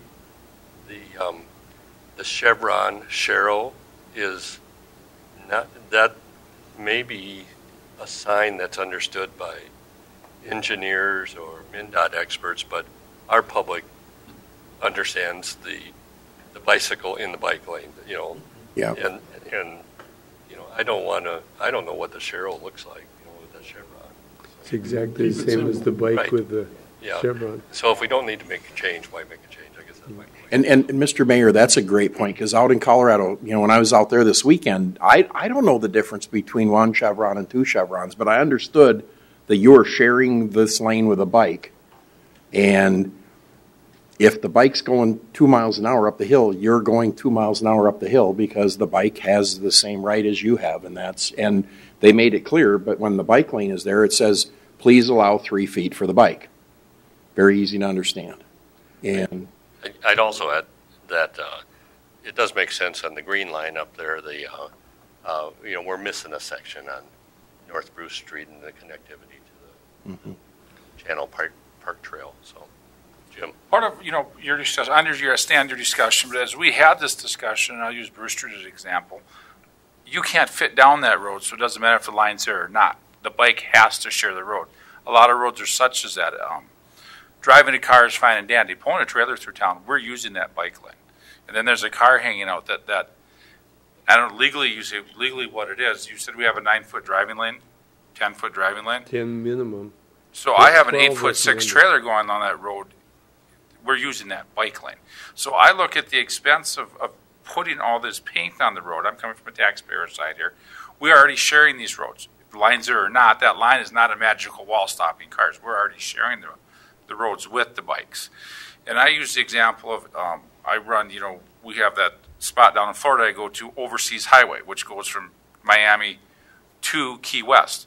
That road is shared with the bikers, and there is no separate bike lane. It's just one of those that it's shared, and you don't hit the biker because you're going to be in a lot of trouble. And Jim, the discussion, the trailer thing, because that's, you and I both were in full agreement on that, and I have that same experience either pulling my race trailer or my camper through the street.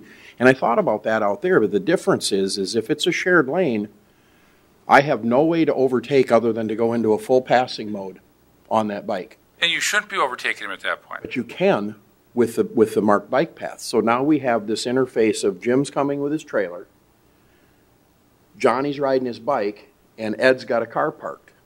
Okay, when Johnny's coming up on that car and Jim's coming with his truck, you have to wait, let the bike clear, and then you have open and you can have that separation. Now you can overtake the bike without going completely in the other path. When it's a shared lane, the bike's not in that lane anymore. That bike is in the center of your lane in front, and you wait. Well, that bike leaves. And the other thing I observe is people don't use the bike lanes. They use the parking lanes. So, and the parking lane is not wide enough for a standard vehicle. A 7-foot parking lane is, it's really a waste of time to put that line there. Your vehicle is hanging out into that bike lane.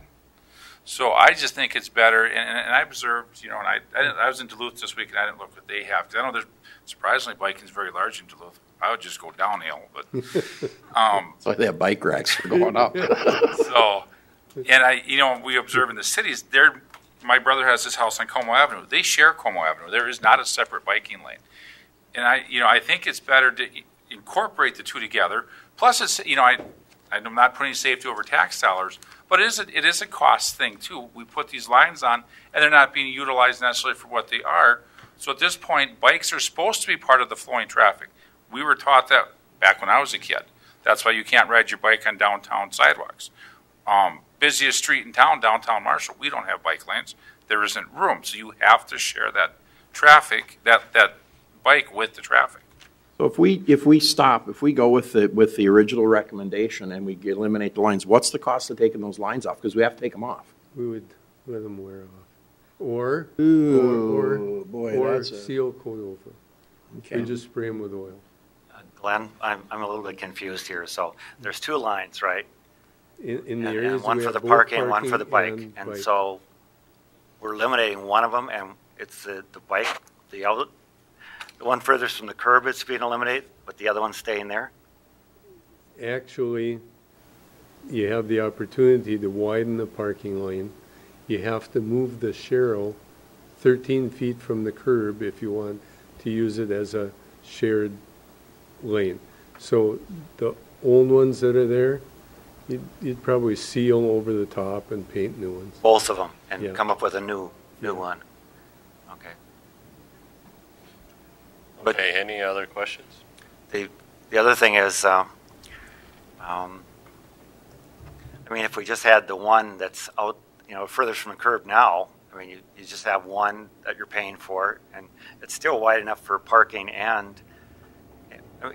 No, you wouldn't do both parking and bicycle lane. It would be a bicycle lane or a parking lane. Can't just have one stripe and they both can share it. No. That would be Not for shared. parking. That's shared parking. Shared I'm just parking. joking. And I don't just, The bike won't go over. you know, Glenn, I understand what you're saying is it's shared, but like my kids would, I know it's not correct, but they would bike in the parking. You know, I would never encourage my sure. young kids. I wouldn't Right. encourage my young kids to ride in the biking lane Right. because it's still too close to traffic. You know, anybody under 16, I tell my kids when they were that young, ride on the sidewalk. I don't know, that's So, Kids. as That an was my avid, kids. as an avid cyclist, I use the bike lanes. Same here. You always have the shared option if somebody's parked and I go in. But people who drive that don't bike don't understand that the roads are meant for everybody, not just cars. I mean, if you look at the order of presence in the world, you know, trails were first, it's people first, then animals, then the horses, then the vehicles. And, you know, my military days, when you were riding on a trail, you yielded to, pedestrians yield to everybody. Then you yield to horses. Bicycles have to yield to horses. Cars have to yield to everything else. That's not the way it is. I mean, I can tell you how many times, and we've all probably had complaints of people getting hit by, or almost greased by cars walking in sidewalks or crosswalks. That's a law. That's a federal or state law, as far as I know. You know, but you have to make that first step. Well, really? I'm going to step off into the street when a car's coming to give them the... But it happens. And so as an avid cyclist, I would say it's either we do the bike lanes the way they are, or we just get rid of them. It's not a share, because the share is the default. You're always going to share. Because riding on the sidewalk, technically, the bike can ride on the sidewalk as long as it gets out of the way or doesn't overtake the pedestrian, you know. But if you hit a pedestrian with the bike's in trouble. if you hit a biker with a car, the car's in trouble. Right, but it doesn't say, you know, the likelihood of me killing somebody with my bike, hitting somebody on the bike or on the sidewalk, we're both going to get hurt, but not likely to die. When somebody hits me from behind with a car or tells me to get out of the way because I'm going 20 and they're going 35, you know, that's an issue. Have you encountered that when you're in the bike lane, people pushing you in the car too because there's not enough room? Never. Glenn, since we put in the bike lanes, have there been a reduction in incidents or accidents with bikes? Has it Not helped that that I'm much? aware of. I mean, The we're chief spending has- money for it. Has there been any study to show that people with bicycles are safer now than they were before?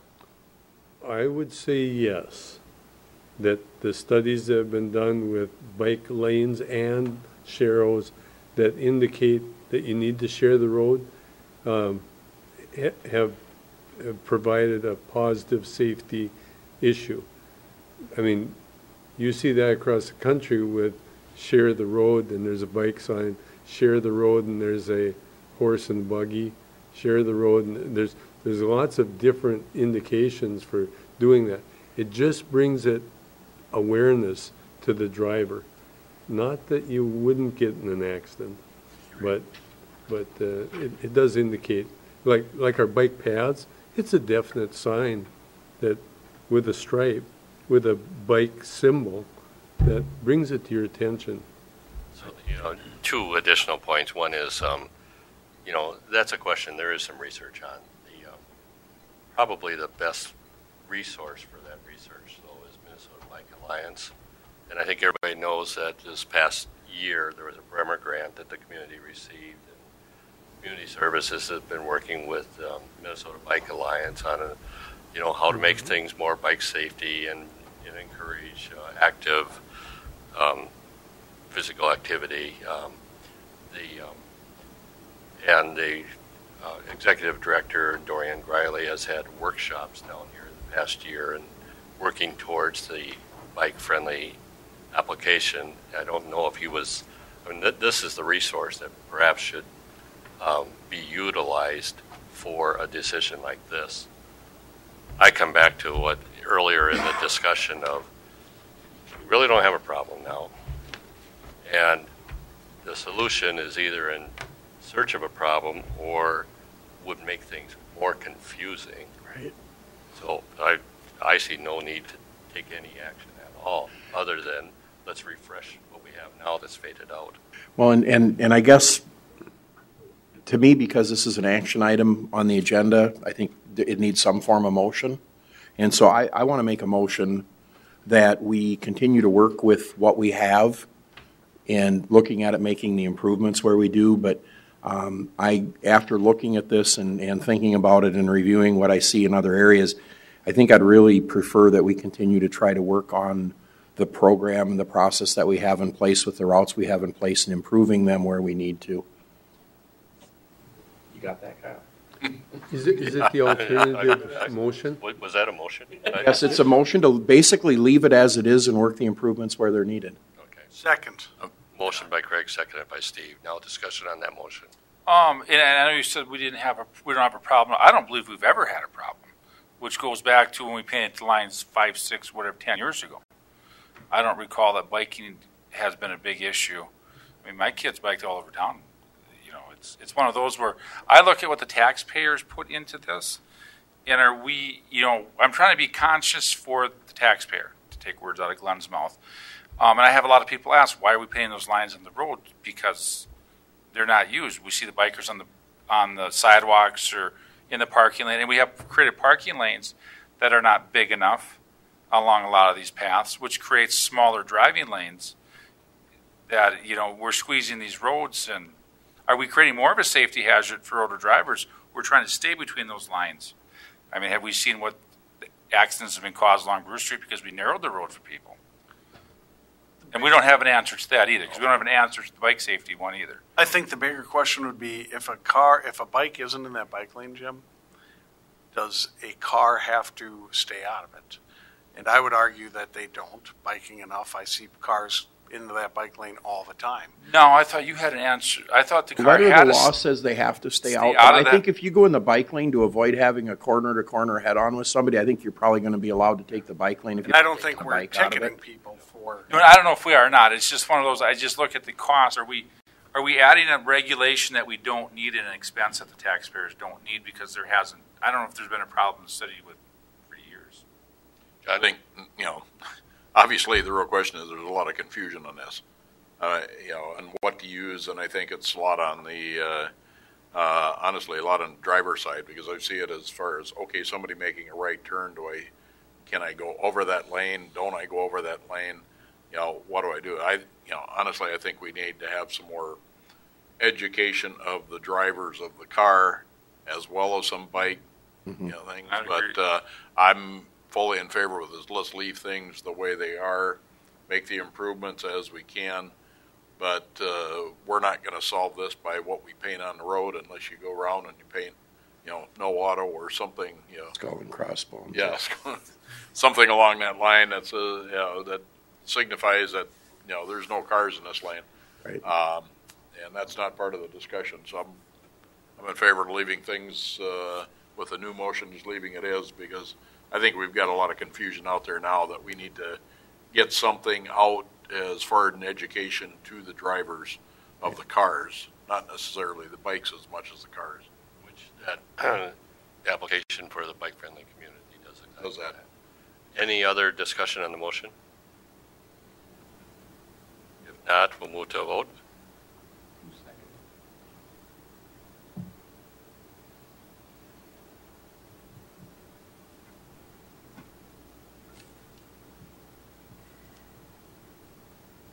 Motion passes.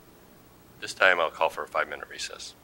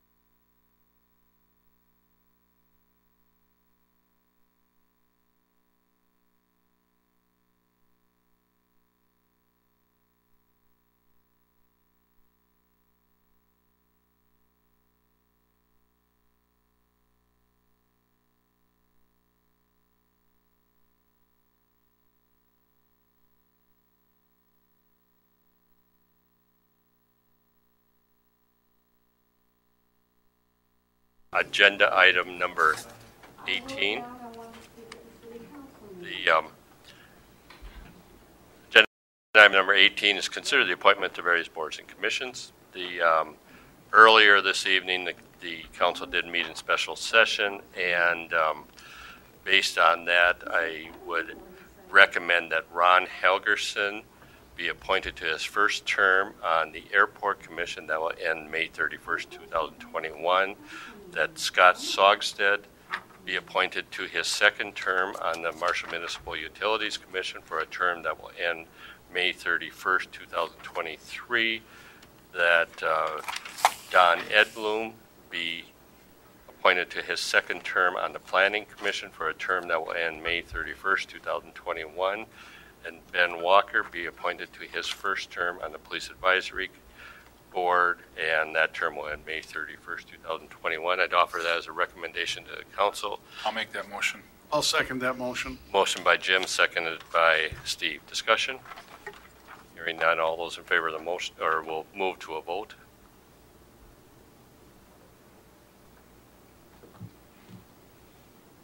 Motion passes. Agenda item number 19. Councilman Commission Board Liaison reports. Actually, mine have not met since we last met. It's Craig. Thank you, Mr. Mayor. Mine haven't met either, but I did have met with or had a conversation with Jasmine at the Merit Center this morning, and just kind of wanted to touch base with some ideas and where we're at. And I asked her to kind of give me some updates to bring back to you folks. And the Merit Center is really off to a great start in 2018. January, February alone, there were 553 individuals making use of that for training. Included SWAT training, emergency planning, agricultural education and training. The electrical industry used it for training, and then the Department of Agriculture has also used it for the annual licensing of the pesticide applicators, and then of course with the ongoing driver's education. A couple of highlights on that. The electrical industry training in February brought 53 participants from 26 utilities in Minnesota and South Dakota, and that's an effort where the Minnesota Municipal Electric Association has been using that now because they really like the classroom. I've done training for them way back when for some of their right-to-know stuff, and they were using Trainair truck bays for training. So they're really appreciative of the classroom stuff out there and how that looks. Check out the Facebook photos. If you go on Facebook and go on the Merit Center and take a peek at that. And then also, as long as you're on there, like it. We went and just in February alone, we went from 21 to 151 likes on Facebook. And I know I've been sharing it and sharing some of the other things on there with other people. Now, one of the things that I asked Jasmine to do when she put these numbers together is show me break out the shared. How many of these are 30 students that have to come 5 or 6 times? So is that 35 times 150? That 550 number is not repeat participants. That's actual individuals, separate individuals that have come out there for training. Some of them come out multiple times through that period also as the segment. So that's 553 students. That's a pretty darn good number out there, especially compared to where we were.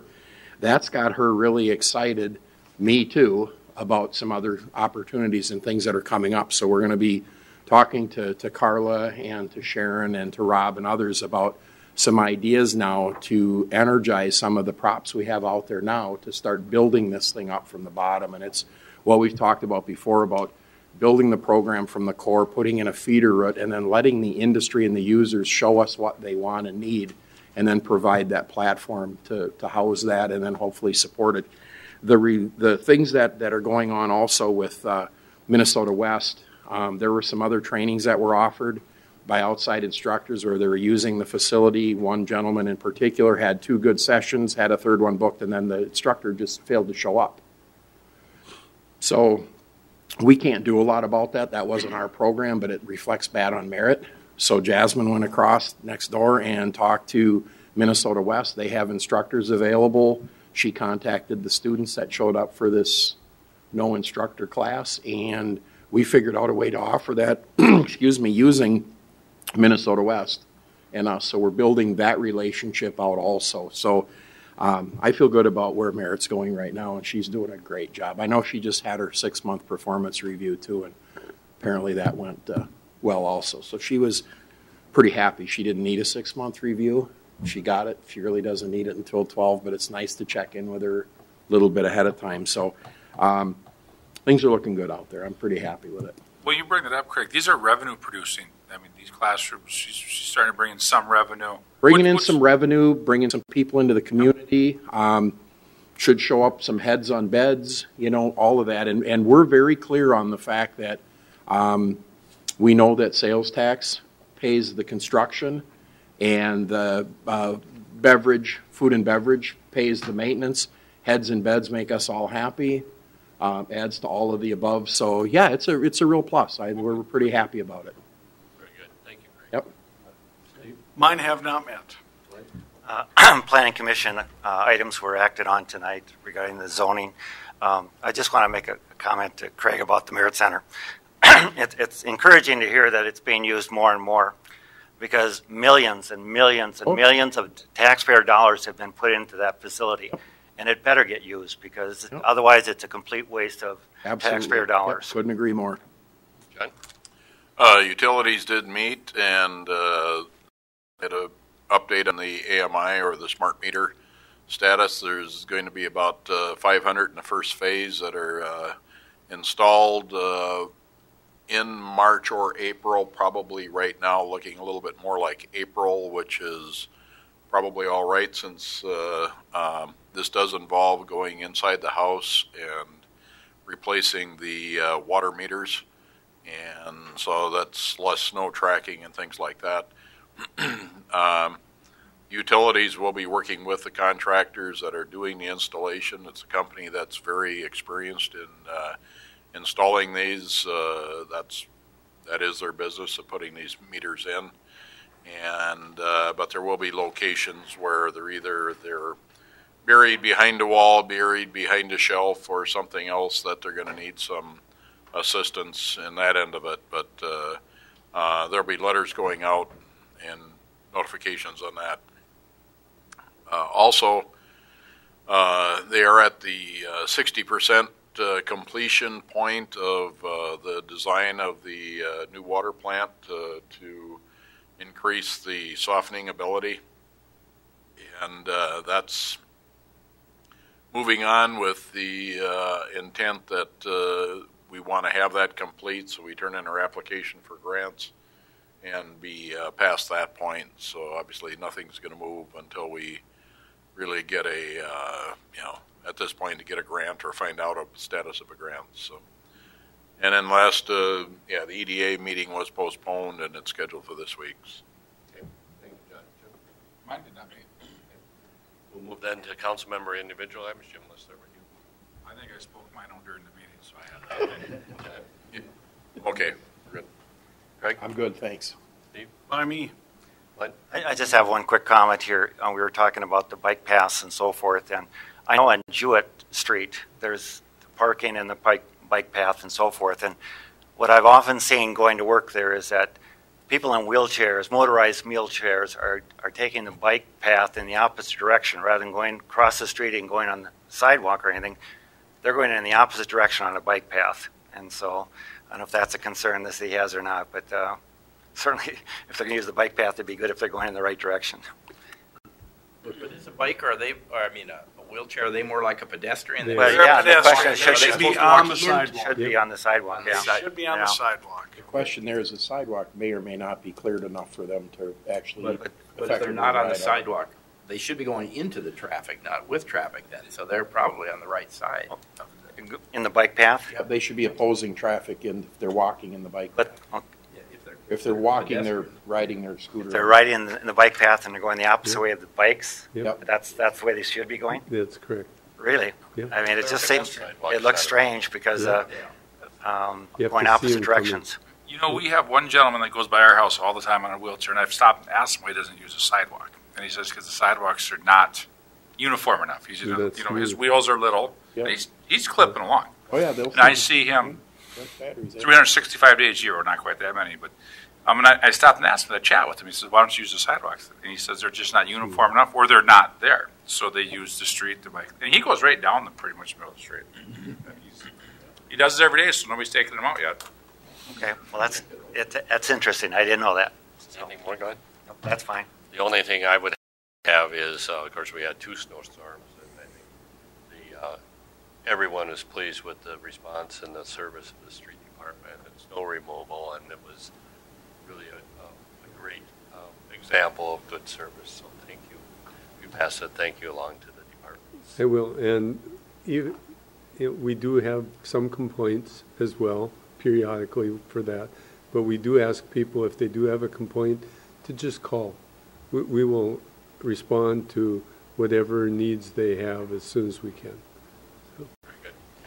I want to make a comment on that too. Yes. I guess I was in St. Paul for a funeral on Monday afternoon, and just a credit to our street department. Monday afternoon, their side streets were not yet plowed.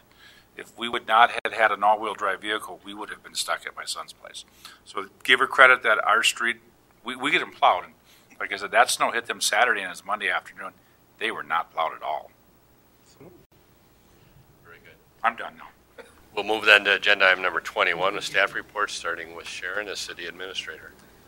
Mr. Mayor and Councilman, one of the suggestions by Councilman Lozinski at a previous city council meeting was to potentially have councilmen participate in a town hall style engagement with citizens of Marshall.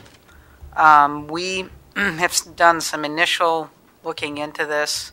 I think it would be easy to assist the councilmen by setting up these town hall engagement sessions with the citizens, and we've forwarded on to you some potential locations, and we can get further into logisticals planning for this. Any comments or feedback, consensus to proceed? I'm not looking for formal action, but can we continue to plan for that, or? I think it's a great idea. Yeah, I'm good with it. Okay. Thank you. The other item I bring up for consideration, and I haven't done no planning on this except for conversation with the sheriff and our police chief. I think it would be a good opportunity for our council to take a tour of the county jail because, of course, our city law enforcement occasionally has to place individuals in the county jail. And it's a good sharing arrangement that we have with our county sheriff, and it's a really wonderful facility. And then in line with that, we could provide an opportunity for our drug task force commander to give a little background and presentation on some of the work that they've been doing. So obviously we would be taking you on site to the county jail, but would you want me to work on that planning and continue that? Would there be interest from the councilmen to do that? As long as they let us out. Yeah. Well, we should wear solids, not stripes. But as you know, to quote Steve previous, I think that's also a great idea. So. Yep. Okay. Okay, so we'll proceed. On both, including the education about the drug test. Okay. All right, thank you. And that's all I had, Mr. Mayor. Okay, any questions for Sharon? Glenn? Nothing further, thank you. Mr. Mayor, I actually have a question, and I apologize. I should have done it on the individual items. Glenn, I have 2 questions on snow removal piece, and I think the one we have solved. One of the other items that came up when I was talking to Jasmine at the Merit Center was that I think we've done really well at coordinating to have the commercial vehicle exams done on the driving track, but I think we weren't quite as good with educating them on scheduling the training on the calendar so that you guys could see it for scheduling snow removal. Mm-hmm. And I know we talked about that last year. So Jasmine and I talked about that. She worked with the coordinator of the exam stations, and I think we've got that resolved because I believe they have them now placed on the schedule, and I appreciate that. I know that when she reached out to you and Dean that there was an issue, within an hour we had equipment out there fixing the problem. So I appreciate that. Second question came in is that we now contract with one of the local contractors at the Merritt Center for snow removal. The protocols call for that individual plows the snow when we have a 2-inch or greater snowfall. The problem is we are somewhat wind and drift vulnerable out there. So when we have a snow drift blow in, and sometimes it gets 2 or maybe greater feet deep across the front and through the parking lot and the front entrance, that doesn't engage the contract with that individual. The individual has expressed that he would certainly come and do that service, but it would be a 1-hour charge. It would be $85. We don't know if we have provisions in the contract. We don't believe that also that it's your guys' responsibility, Public Works, to clear that out. As a short-term solution, Rob has offered up to have the CAT team clear that using a walk-behind snow blower. I think that's not a good solution. So I'd appreciate it if you could get together with Jasmine and maybe that contractor and figure out, we're fine with having them out there if your guys can't do that, yep. But whatever it takes, we just need to get that fixed. We can work with that contractor to do it. Okay. This may be a staff discussion, because if it's sure. If it's a one drift, you know, maybe our own forces could right. take a swing by there and just take care of it. Yeah, and I didn't mean to bring that piece out, but I wanted to compliment you guys on the fact that when we got the confusion done on the scheduling, things worked really well. It really comes down to timing. Sure. If we're out doing other work and they just need it cleared by tomorrow, we're fine with that. But if they have something that comes up, they need it done now, we'd have them contact the contractor, and they do it hourly. So sure. We're okay with that. Yeah. All right. Thank you. Dennis? Thank you, Mayor and Council. Kind of following up, John, on the EDA meeting, MMU meeting, pardon me. The MMU approved a master lease agreement with Verizon for the installation of 5G technology on public poles. So we'll continue to be, as you look to the future, we're going to continue to be on the cutting edge of that technology. I don't understand any of it, but I have been told you can download a movie in less than a second or something like that with 5G technology. And it's there's small apparatus that will be put on public utility poles. And several of the light poles, yes. Yeah, and so there's a master lease agreement. Each one of those will come with a pretty extensive set of plans as to what apparatus will go on the light poles, and there'll be a charge. It will be some money made on. I don't know if money made, but it's a good thing for the community for technology to keep us right on the edge there. And as a result, secondly, the building official meeting, discussions, there will be a planning commission scheduled where issues will come to the planning commission and then subsequently most likely going to L&O for consideration also. And then the third, there's apparently been a recent change in Minnesota law allowing building inspections on rental property if tenants refuse the inspectors to come in. I've got a seminar on that next March 7th, and I'm gonna set it up over at City Hall, and the building inspection group has been invited. So it's a 1 hour. Here's what's happening in the state law. It's a little more flexibility in inspecting rental properties when the tenant says no. And I think it also has to do with, larger apartment complexes, and so we'll just see where it goes. But it's try to offer some education to me and to the building inspectors. Thank you, Dennis. We'll move then to agenda item number 24, the pending agenda items. You have the pending agenda items before you. Agenda item number 25 is the information items, including building permits. And item number 26 is the upcoming meetings, which brings us to agenda item number 27 to consider adjourning. So move. Second. Motion by Craig, seconded by Steve to adjourn. Discussion? If not, we'll move to a vote.